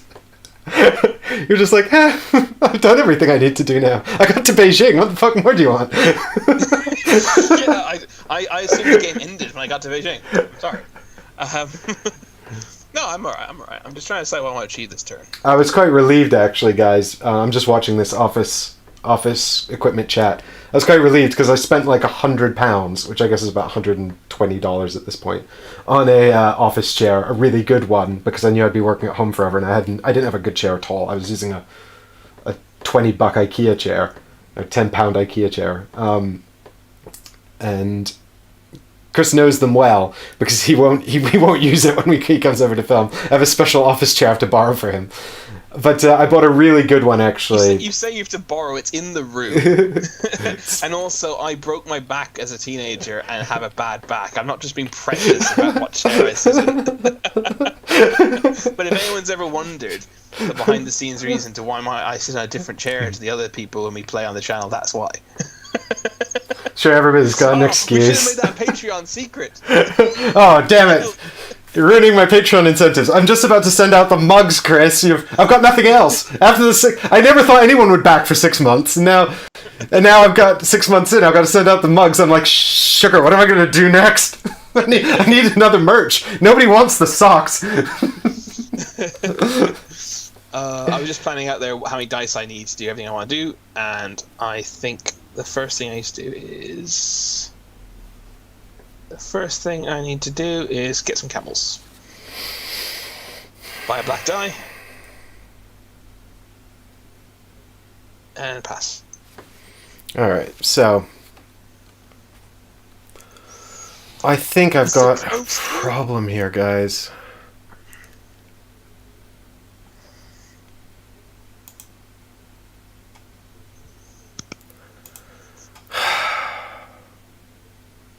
I was really hoping to get something better than this. But you have 16 camels and you can re-roll your dice.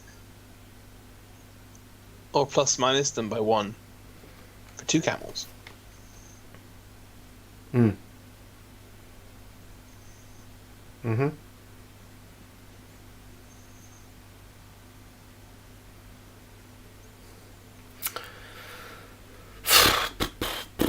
Yeah, I know that feeling, Hackers, are not having enough space for more furniture. My computer desk is essentially oh my god. That's good, right? Yeah, I was literally like, if this is not a 6, I'm fucked. That's just a pure good luck. Look at this. Alessandra's right. We can do Hogs of War merchandise. Oh my god. What was your you had a really good pun? What? What? Did you have that much money? What? That was bafflingly expensive to do that. Yeah, but I wanted to do it, and now I've done it. Sorry, how many camels? You paid 18 money. And 11 camels. Yes. There's no way that was worth the points, is there? No, it wasn't. But I wanted to go on a voyage, Chris. It's called Voyages, damn it. Oh my god! If you wanted to adhere to the voyage so much, why didn't you go across the ocean? Because Marco Polo didn't go across the ocean, did he? I'm sure he did it sometime. Wait a minute, but I'm not Marco Polo. I could have done my own thing. Damn it! Wow. Haggers is like Mike strapped rockets to his camels. Yeah, let's pretend I had 2 rocket camels instead of 11 actual camels. I mean, this is only my... Did you get 2 black dice? How did you get 2 black dice? I got a bonus one for stopping here.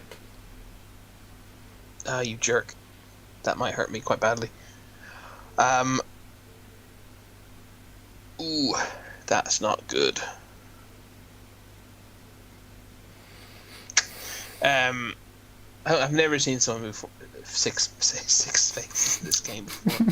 Or is it 5? 6 or 5? It was 6. 6, yeah. Yeah, the maximum amount of movement allowed. It took some planning and some logistics, and it definitely wasn't worth it. But I did it. Right, I need to do that. I need to do that. That's that many dice. And then I need to do that. And I think I can still do what I want to do. Oh no, maybe I can't. And I've still only put out 6 houses, which means I need to place another 2 houses for 5 points. Damn. I picked the wrong contract. I think I might be a little bit scuppered here.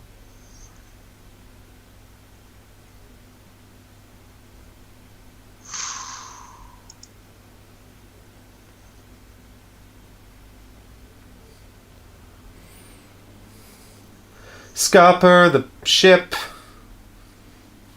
Tonight.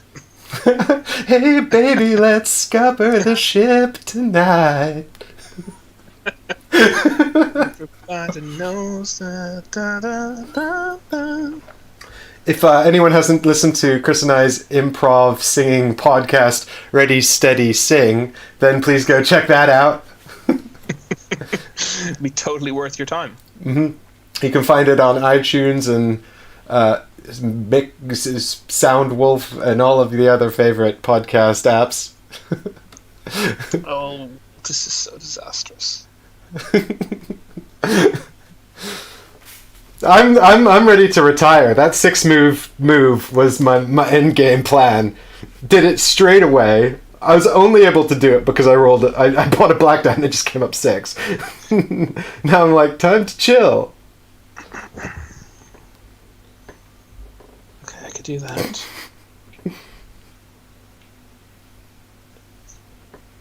I was thinking about reaching out to work and telling them I need a monitor because honestly, you can't ever have too many monitors. That's true. You can't. Although I got really lucky actually because my elderly neighbor moved out while we were in quarantine. And we'd sort of gotten to know him a bit. And actually I was reading this interesting article about how basically since lockdown came in, everyone's gotten to know their neighbors really well, which is really interesting. And it's actually, for me at least, it's true. But he moved out and he had a bunch of old TVs. And to be fair, for him, they were probably garbage TVs because he has like this really amazing curved flat screen. But he had he was sort of one of these old guys that has like a TV in every room. Whereas Leanne and I, we didn't even have a single TV in our house. We just watched like Netflix on our computers or whatever. So he moved out and he had these 2, like, I don't know if they're 30-inch or 42-inch. I think 42 might be a bit big. But they're like 30-inch monitors, 1080p and 720p. And he gave 2 of them to us. So nice. Which is actually really good because I was thinking about using a monitor for the live streaming. Or rather, I was thinking about getting one for the live stream because it'd be really useful. So I did that. So now I have actually, because I've got a 3-monitor setup, but at home on my computer. But that's because the laptop is part of it. My laptop that I got for editing the show And it's a 4K monitor, and it's actually impossible to use a lot of things on it. 4K is like way too high res. You just don't need it. Yeah, I agree with that. It depends. There's actually quite an interesting graph you can get online of basically when you start to see the differences, and it obviously depends on both screen size and not graphical fidelity, resolution. It was like I think if you're like 3 meters away, which is kind of a fairly normal distance to be from a TV, I think. Then you only start to get the benefits of 4K if you've got like a 50-inch TV. Hager 60 or something. Hager says he could take apart his gaming rig. I log in remotely to work on my laptop. I do have a work computer, but it's a tiny little thing, and I just don't use it. So after much planning, I have discovered that I cannot. I needed the second black die to do everything I wanted to do, which is very unfortunate, obviously. But I could never have predicted Mike going to Samarkanda. So fair play to you, Mike. Boo! Surprise camel move! Cost me all my camels. So I'm just gonna have to see what comes of this. So now, I think I guess. my next best move is to go over here and take this one. I remember how I said that it can't be worth the resource you pay. I mean, imagine if you win now because that. But if you win by only a couple of points, then you 100% did it because by making that outrageous move. It's really cool. Well, it would be nice to win a game of Marco Polo, because I've only played like 4 times, right? This is time number of this version, right? I've played number 2, I think, about 5 times now. But this version I've only played 4 times, and it'd be nice to actually win one where I feel like I've won because of voyaging around the board. But I don't know. You're still you're still quite far ahead of me, so we'll have to see. Only 3 points, and you have those 3 points on me from Beijing. I am definitely not confident anymore. I thought I was doing well, but I'm not doing so well now. Right.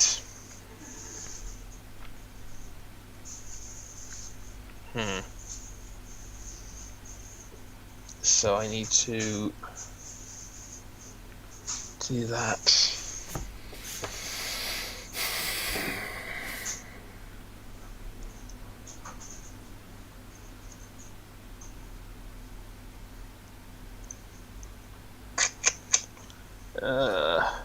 Blimey.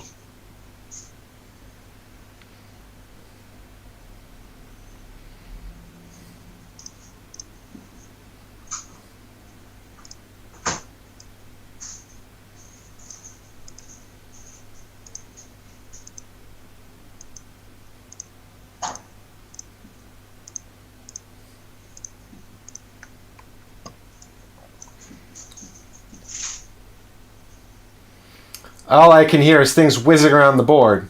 There's quite a lot of dead air there, guys. I'm sorry. It's probably because it's coming to the end of the game, and I'm sort of like, it's getting to that point where we're planning out our final moves and our final score, and we're a bit like, oh my god. I'm trying to decide if I can do this thing. I don't really want to sort of take a chance here. Oh no, I can't do it. Damn it, because it's too expensive. Oh, curse you, Chris! You took the thing. What I needed. Yeah, I did. Because I realised I only wanted 2 camels anyway, so I might as well block that off from you. Oh, no, actually, I wasn't... I wasn't actually... No, actually, that's not what I'm talking about, but it's okay.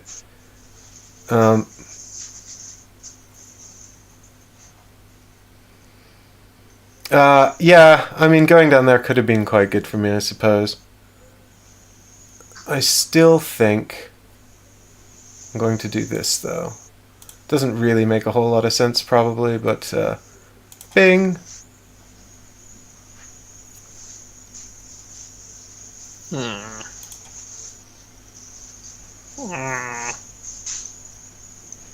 Well, let's hope we don't tie, because you're the Camel King again.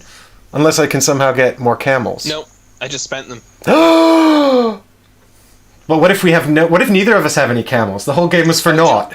Do you know what I should have done? Actually, I shouldn't have gone to the Sultan's favor. Actually, I should have just paid the extra money to get 2 extra camels. Oh dear, maybe I will regret this. Wait and see. But I really needed to get to Sumatra. Sumatra, it was very important I got there.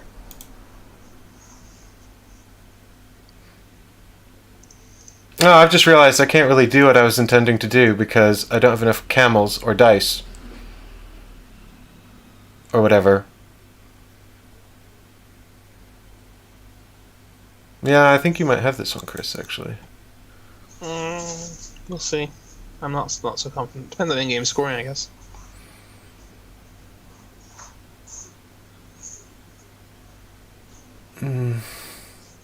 I wanted to trigger this 4-point thingy twice, but I can't because I can't get another camel. Because my dice values are too low. Once again, I've been screwed over by my bad rolls. Well, do you know what I'll do then? I'll just use the 3. Yeah, because I need 4 camels. And I can only buy 3. Which means I would have the 4 camels, so I could go and do the Moscow thing twice if this die was a 2 and not a 1. It's so annoying. But what I'll do is I'll buy the camels just in case somehow we tie for score. Yeah, well there you go. At least it won't make me. At least then I won't feel bad about the fact that I didn't buy camels. Oh, I would have had 4 as well though. That's upsetting. No.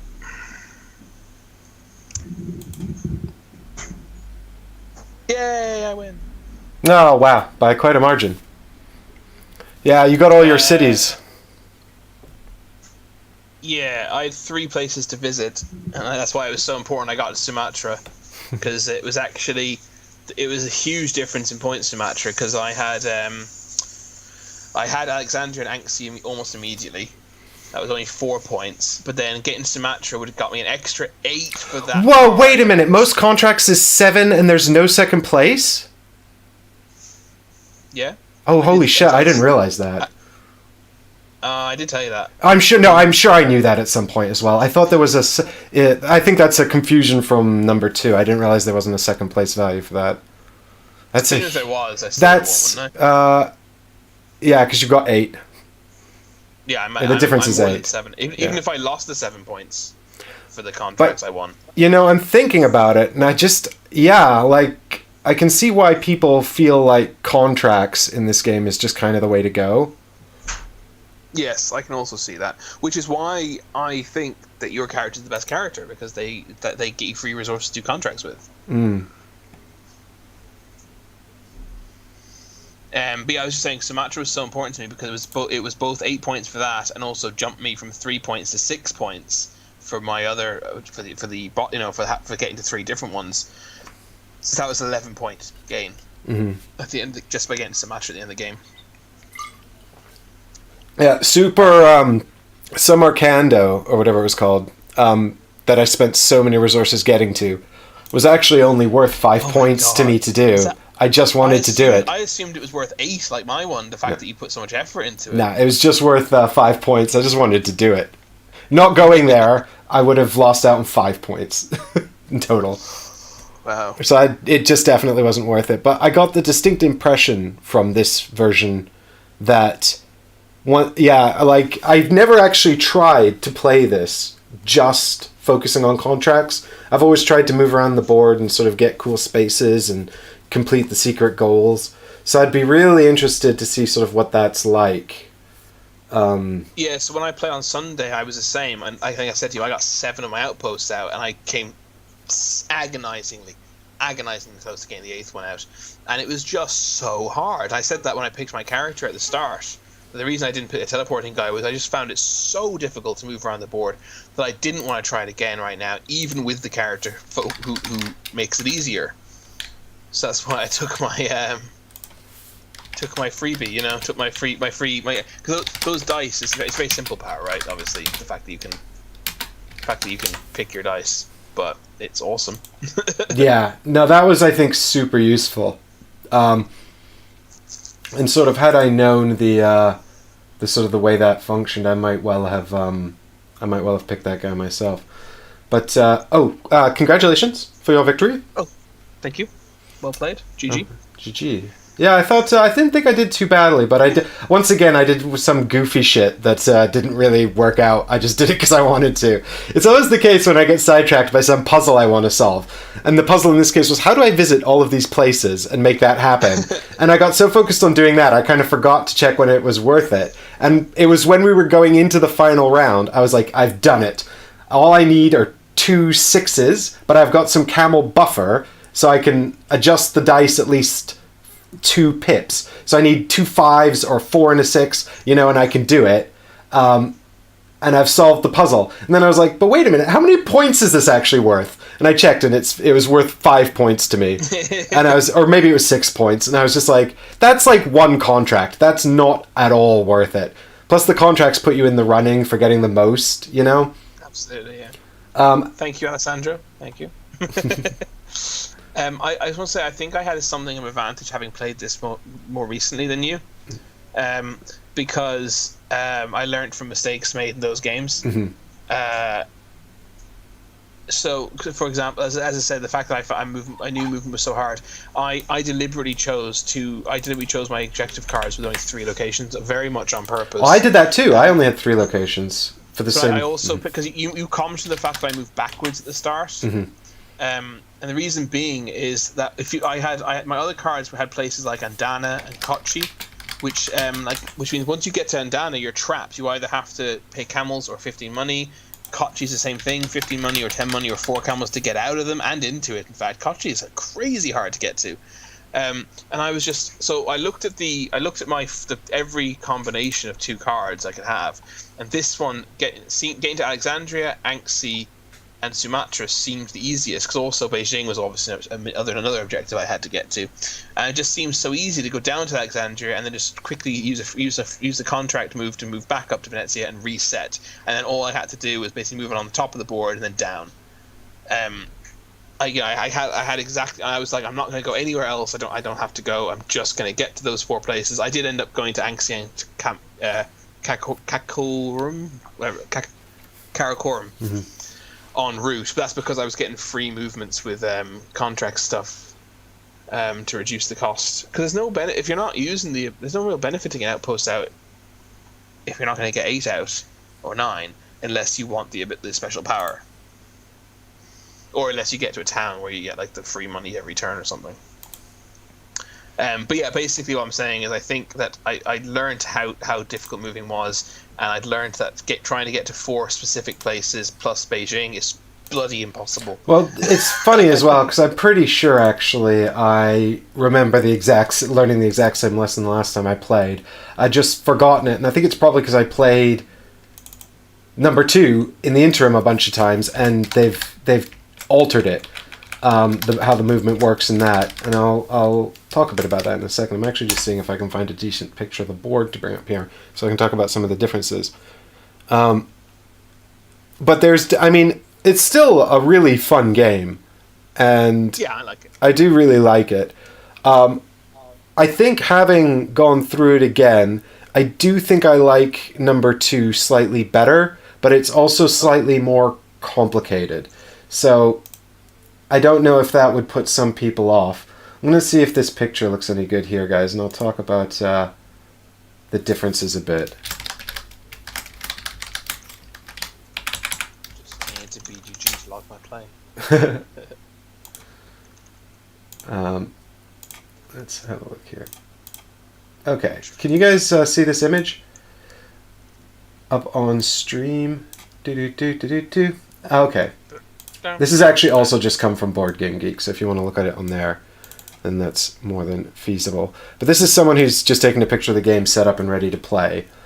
So you'll notice that there's a few differences here. I think the main. Oh, Jaipur is there. there's more spaces on the board, that's for sure. So what there is, in terms of main differences, you can see the movement is now 3 spaces, right? So it's tiered. So you can actually move up to 3 times in a turn. So there's a lot more flexibility. And Wow. if you take the top spot, you become first player. But if you don't, then it stays where it is. What if multiple people take the top spot over the course of a round? Does it keep moving every time? I think it's like the first one where it moves back and forth. Sure. You can see that there are, in fact, 3 ledgers, and the ledgers are a bit different. So a ledger. The ledgers are along the bottom there, and you can see they've got little tokens underneath as well. So the main thing to notice about the ledgers is that there's a new resource, right? And you can see it in the top right of the photo as well, the green jade. And jade is a resource in its own right, so it's needed for certain things. But it also can take the place of either a coin or a camel if you need it to. So it's a little bit wild as well. And when you go to the ledgers, you put down a die, and it's got to equal the number above it. So you can see the ledger on the leftmost, you have to put down at least a 1, and the ledger on the rightmost, it's at least a 5. There's also 2 spots. And when you take that, you can select one of the 4 spaces within the ledger. So if we're looking at the leftmost, you can put down a 1 and take a jade and 2 pepper, or 3 coins and 2 pepper. Or you can activate the bottom slots and pay a jade for 2 camels and 2 pepper and 2 coins, or pay 2 jade for 6 pepper. And what's interesting about the ledgers as well is every round, the bottom 2 spaces change. So that's what those books are beneath them. They're tracking the number of rounds in the game, and also change that exchange at the bottom of those spaces. So those are some of the main differences. There's also a new space on 2 new spaces on the leftmost. There's 1 scroll in the middle. So the favor of the Khan is at the bottom there. It's kind of the same thing, except now you get 2 camels and 4 coins instead of 1 resource and 2 camels. Mm-hmm. There's the middle space, which is just 2 random city cards from the board, and those change every round as well. And then above them, there's actually a Guild Seals space, which allows you to acquire the Guild Seals, which is related to the scroll along the top middle of this section, which is the main difference to endgame scoring. And I can talk about that in just a second. But I think the other that's the main new thing, right, is these Guild Seals. But there's also, if you look in the bottom right, there's the contract space. And what's notable about that is there isn't a selection of contracts to choose from, because the contracts are actually on the board themselves. And you can see they're tied into some of the cities. So when you take the contract space, you have to put down a die of at least 1 value. You can pick up to 2 contracts from cities where you have trading posts. Right, that makes sense, actually. So you have to go out and build your trading posts, and then if you want to have a lot of choice, you have to go to multiple cities with contracts in them.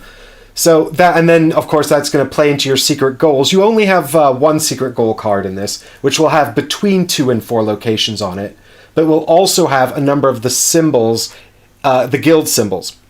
So there are 4 guild symbols, which are in that leftmost space there. You've got, there's 3 guild symbols, and there's this banner which shows a +1. Unfortunately, I can't really indicate because this particular capture isn't picking up my cursor.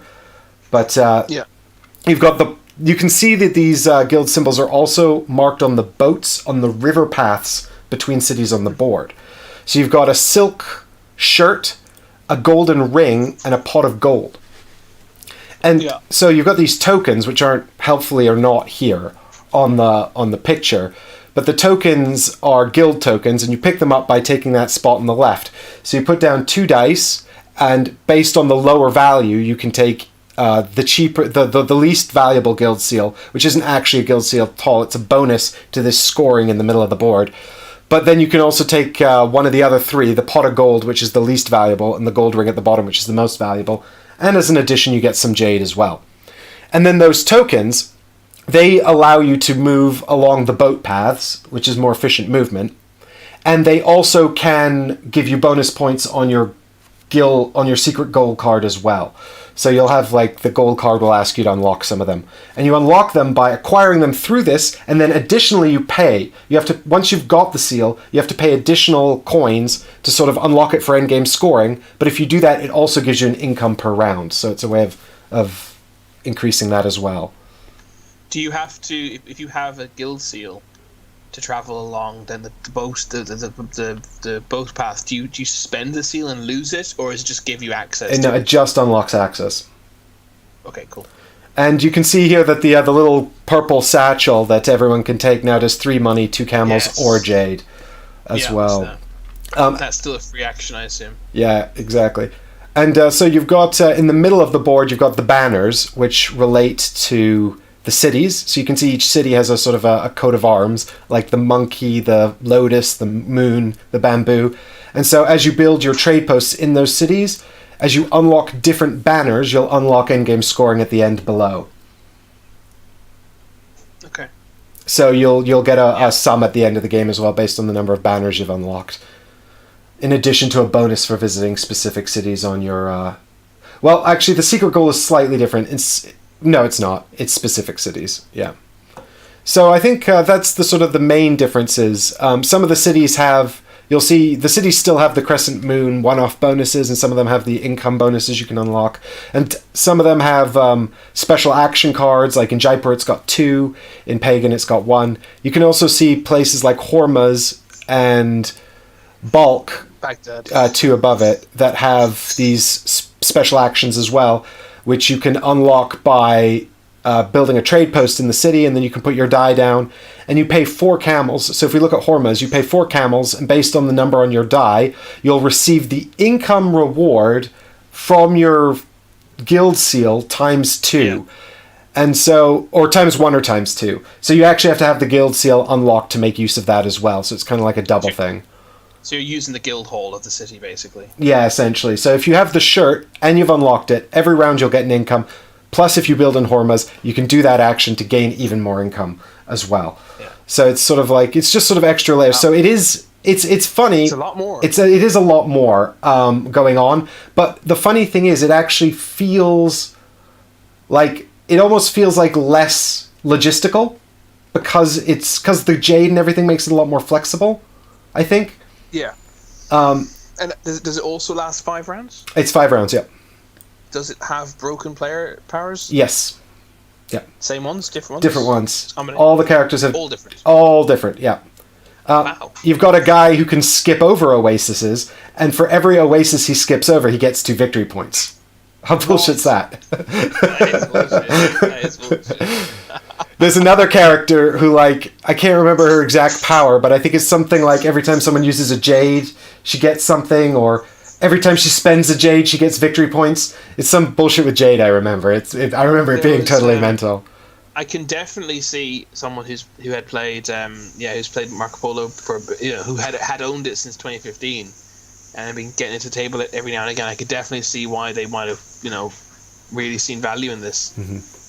I mean, as a new, yeah. I think the contract, the changes. I think some of the changes present here were actually implemented by the 2 expansions you can get from Marco Polo. So I think if you had all 3 products, some of this wouldn't seem new to you. But I haven't played them, so I'm not sure about that. I just know that they said that the expansions for Marco Polo 1, one of the big things that they do, and I don't know which one does what, but they change the way movement works, and they change the way contracts work as well a bit. But I'm just having a look. Yeah, there's the Secret Path of Marco Polo, and there's Agents of Venice. Yeah. There's also new characters. Ooh. I didn't know this was a thing either.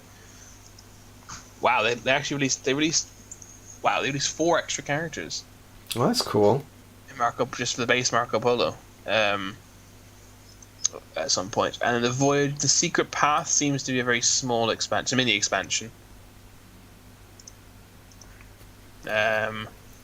which gives you new ways to travel, new secret city connections. I guess that was just trying to make it a bit easier to travel. Yeah, a bit easier to get around the board. That makes sense. And the Agents of Venice, the big box expansion, that's probably the one that would have some of the new features that you've mentioned. That may have been included to begin with. Cool. Yeah, I mean, I actually really would like to play it. I'd quite like to play the second one now. I didn't buy it at Essen because you were buying it, and I hadn't played I've had a copy of Marco Polo since 2017 or so, or 2018. I haven't played it yet. I hadn't played it yet. For those so I thought it was... Oh, I was going to say as well, for those of you that are familiar with the actual physical copies of Marco Polo, you won't have observed this in our BGA thing, but you'll notice the resources on the right. You can see that, you can't really see it too clearly in this photo, actually, unfortunately. But if you were to look at the resources, you would notice that some of them are bigger than the others. And that's because the bigger resource is worth 3, and the smaller resource, I think it's most apparent in this photo in the gold. The little one's worth 1, And in the second edition, they've made the resources significantly more distinct. Whereas in the first game, I've been told they're very difficult to tell apart. They are, yeah. I actually remember that. You've just triggered a memory for me of playing this in a poorly lit pub and not knowing how many camels I had. So that was something else they fixed. So I think I mean, ultimately, if you were like, what version should I get? I'd say probably number 2. Unless you're like really into this sort of like super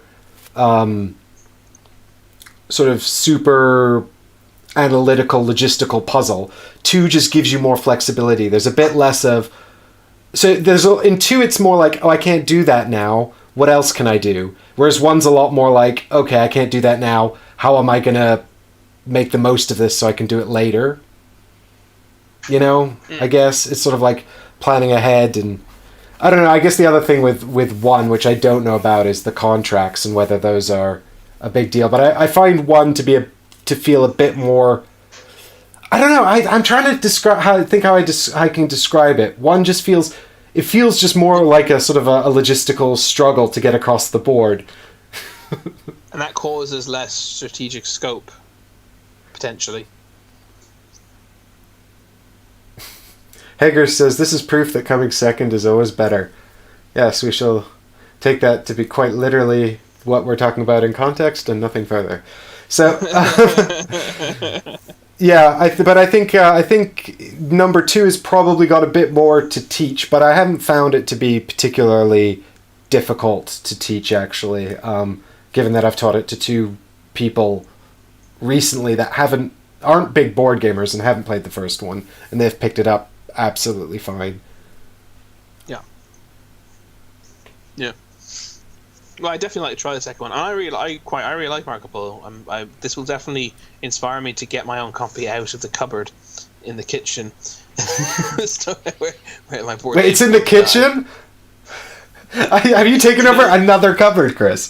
Because I know you have the bedroom cupboard and the living room shelves. I didn't know you had a kitchen cupboard too now. Do you know when you go into the kitchen, immediately on the left, where the cat bowls are, yes, there's like a large door where we've got like tote bag stuff hung up there. That's basically a storage. Like we had the vacuum cleaners in there, our suitcases are in there, you know, and then there were 2 shelves as well. And those shelves they only had bits and pieces of random rubbish on them. So I took all the rubbish away, found homes for it, and I had 2 massive. It's a really deep cupboard as well. so I put a load, and because obviously the board games at the back, you'd have to take other. It's be quite a hassle to get them. So I put the board games in there that I don't play very often. I've got a list on my Kallax of the games that are in there. So I don't forget. And I actually had to use that list yesterday to work out where Marco Polo was, because I've also commandeered the bottom shelf of some of Deborah's bookshelves. But yeah, so I'll dig it out of that cupboard and we'll play at some point soon. Because I do like it. I like the rolling dice is fun. A fun little random addition. Even though you chose not to roll any dice in that game. And I think the compensation system I find very fair. I find it really helps. I think it really that was weird. I think it really helps because, like I said, if you get 3 rubbish dice and as a result get 3 camels, you can re-roll them all. So I think it's pretty good. And then all the broken player powers are really, really cool. One of the most fun aspects of the game. I do think that, the theme, I guess, is a little bit generic, as it's the trading in the Mediterranean. Well, it's not really the Mediterranean, but it's trading on the Silk Road / trading in the Mediterranean. I realized just the other day when I was writing the description for Jaipur, just how many games I have that involve spices in the Spice Road. I was just like, I don't know anything about that. I was like literally Googling, what period in history is this? I don't know anything about the Spice Road other than that it's the theme of a lot of games that I possess.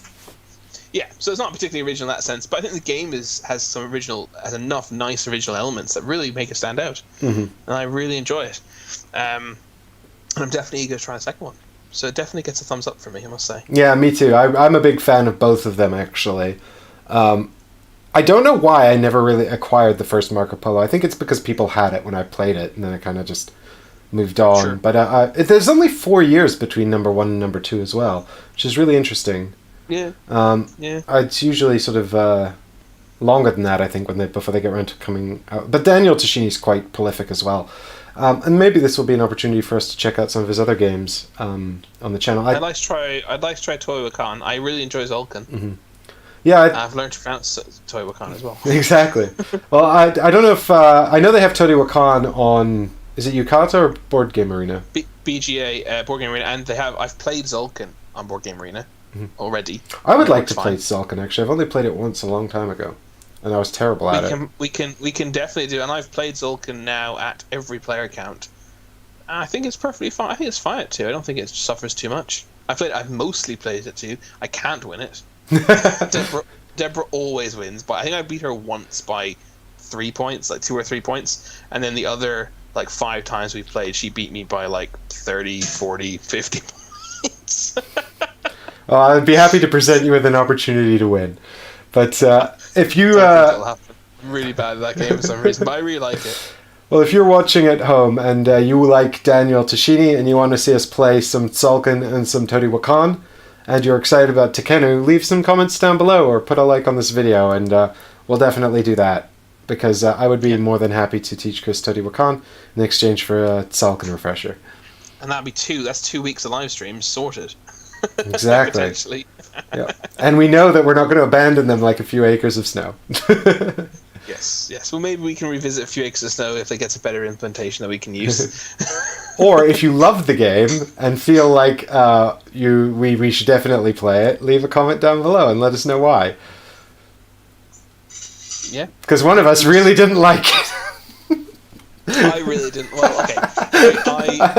I found it very difficult to play on Yukata, and therefore very frustrating. But I still, even allowing for that, I still don't think I was very keen on the game that's underneath. But I'm open to retrying it. And I would be open to retrying a physical copy of it, or maybe another. If it was on BGA, I'd try it again. Well, I understand as well that the TTS implementation is very good. So if I can get TTS to work properly with my live streaming equipment, so we don't have another War of the Ring incident, we might be able to look at that. Because I don't think Tree Frog Games is going to complain that we're playing their out-of-print game on TTS, seeing as they don't exist anymore. And especially when it's available, legitimately and for free on Yukata already. And that would also allow us to potentially play Star Wars Rebellion in the future if we can get Tabletop Simulator working, and if we find out whether or not Fantasy Flight mind. I suspect that they will, because in my experience, they're not particularly charitable about this kind of thing. But even if you own the game, though, I mean, they can't. If you own the game, it's perfectly legal, because it's a bit like using a ROM file, isn't it? Yes, I suppose so. But I mean, they've also never responded to me in any way, shape, or form, and I don't know anyone from. Actually, do you know what? This is a kind of a lie, because I know some of the designers that work there, but I don't really want to talk to them about this. Do you know what I mean? You've done playtesting for FF, haven't you? Yeah, it's true. Yeah, I'm friends with some of the. I did a lot of playtesting on X-Wing Miniatures game, and also on the first edition, first box for Star Wars Legion. In fact, you'll find my name in the back of the rulebook. That's really cool. Star Wars Legion. I actually have been keep my eye on that. I keep thinking I might pick up a copy of it because I quite like some of the minis. And might find me paint some minis again. I hate to say it, but I don't think you should. But your name's on the rulebook. I know. I tried so hard. It was a huge time commitment. Thanks, Haggers, for checking out, by the way, if you're still there. But that comment makes it sound like you're gone. Alessandro says he's going for dinner as well, so I think it's time for us to all go for dinner. But thanks so much, everybody who watched our stream. I hope that was helpful, informative, insightful, and mildly entertaining. We've achieved, if any of that is true, we've achieved some or all of our goals. I had my fun. That's all that counts. And you won. But you know what's most important, Chris? In the end, have I still got this up here? In the end, I was Camel Lord. Because I had the camels and you didn't. So now we're 1-1 for Camel King. And we'll have to play again next week. This is the ultimate goal of somebody, to win one of these games and also be Camel Lord at the same time. I could have been if I actually had this. If I had been clever enough to play a 4 on the camels, pay the 4 money I had. I could have had 4 camels. A tier 2. I threw it away at the end, but it can't be helped. All hail, glorious Camel Lord. This is planning and logistics, everyone. Plus, having 20 whatever 15 camels or something at one point must be a record, right? Right? Must be. I think, and spending 11 of them and 18 money's travel is also a record, I think.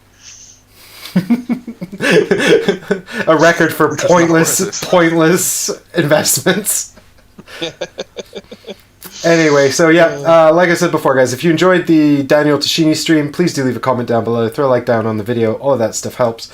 Big shout out to my Patreons, and now that I've got end credits, let's roll them. But thanks for the stream, everybody. Thanks for coming and joining us, and we'll see you in the next one. I hope. See you next time. Thanks, guys. Uh-oh. Chris, I lost the channel. You lost the channel? You mean the credits, right? No, I've got the credits. What I don't have is the YouTube crashed. Roll credits. Uh-oh. Roll credits. Are we still streaming? Hang on. Yeah, well, not for long. Here we go. Bye, everyone. Bye.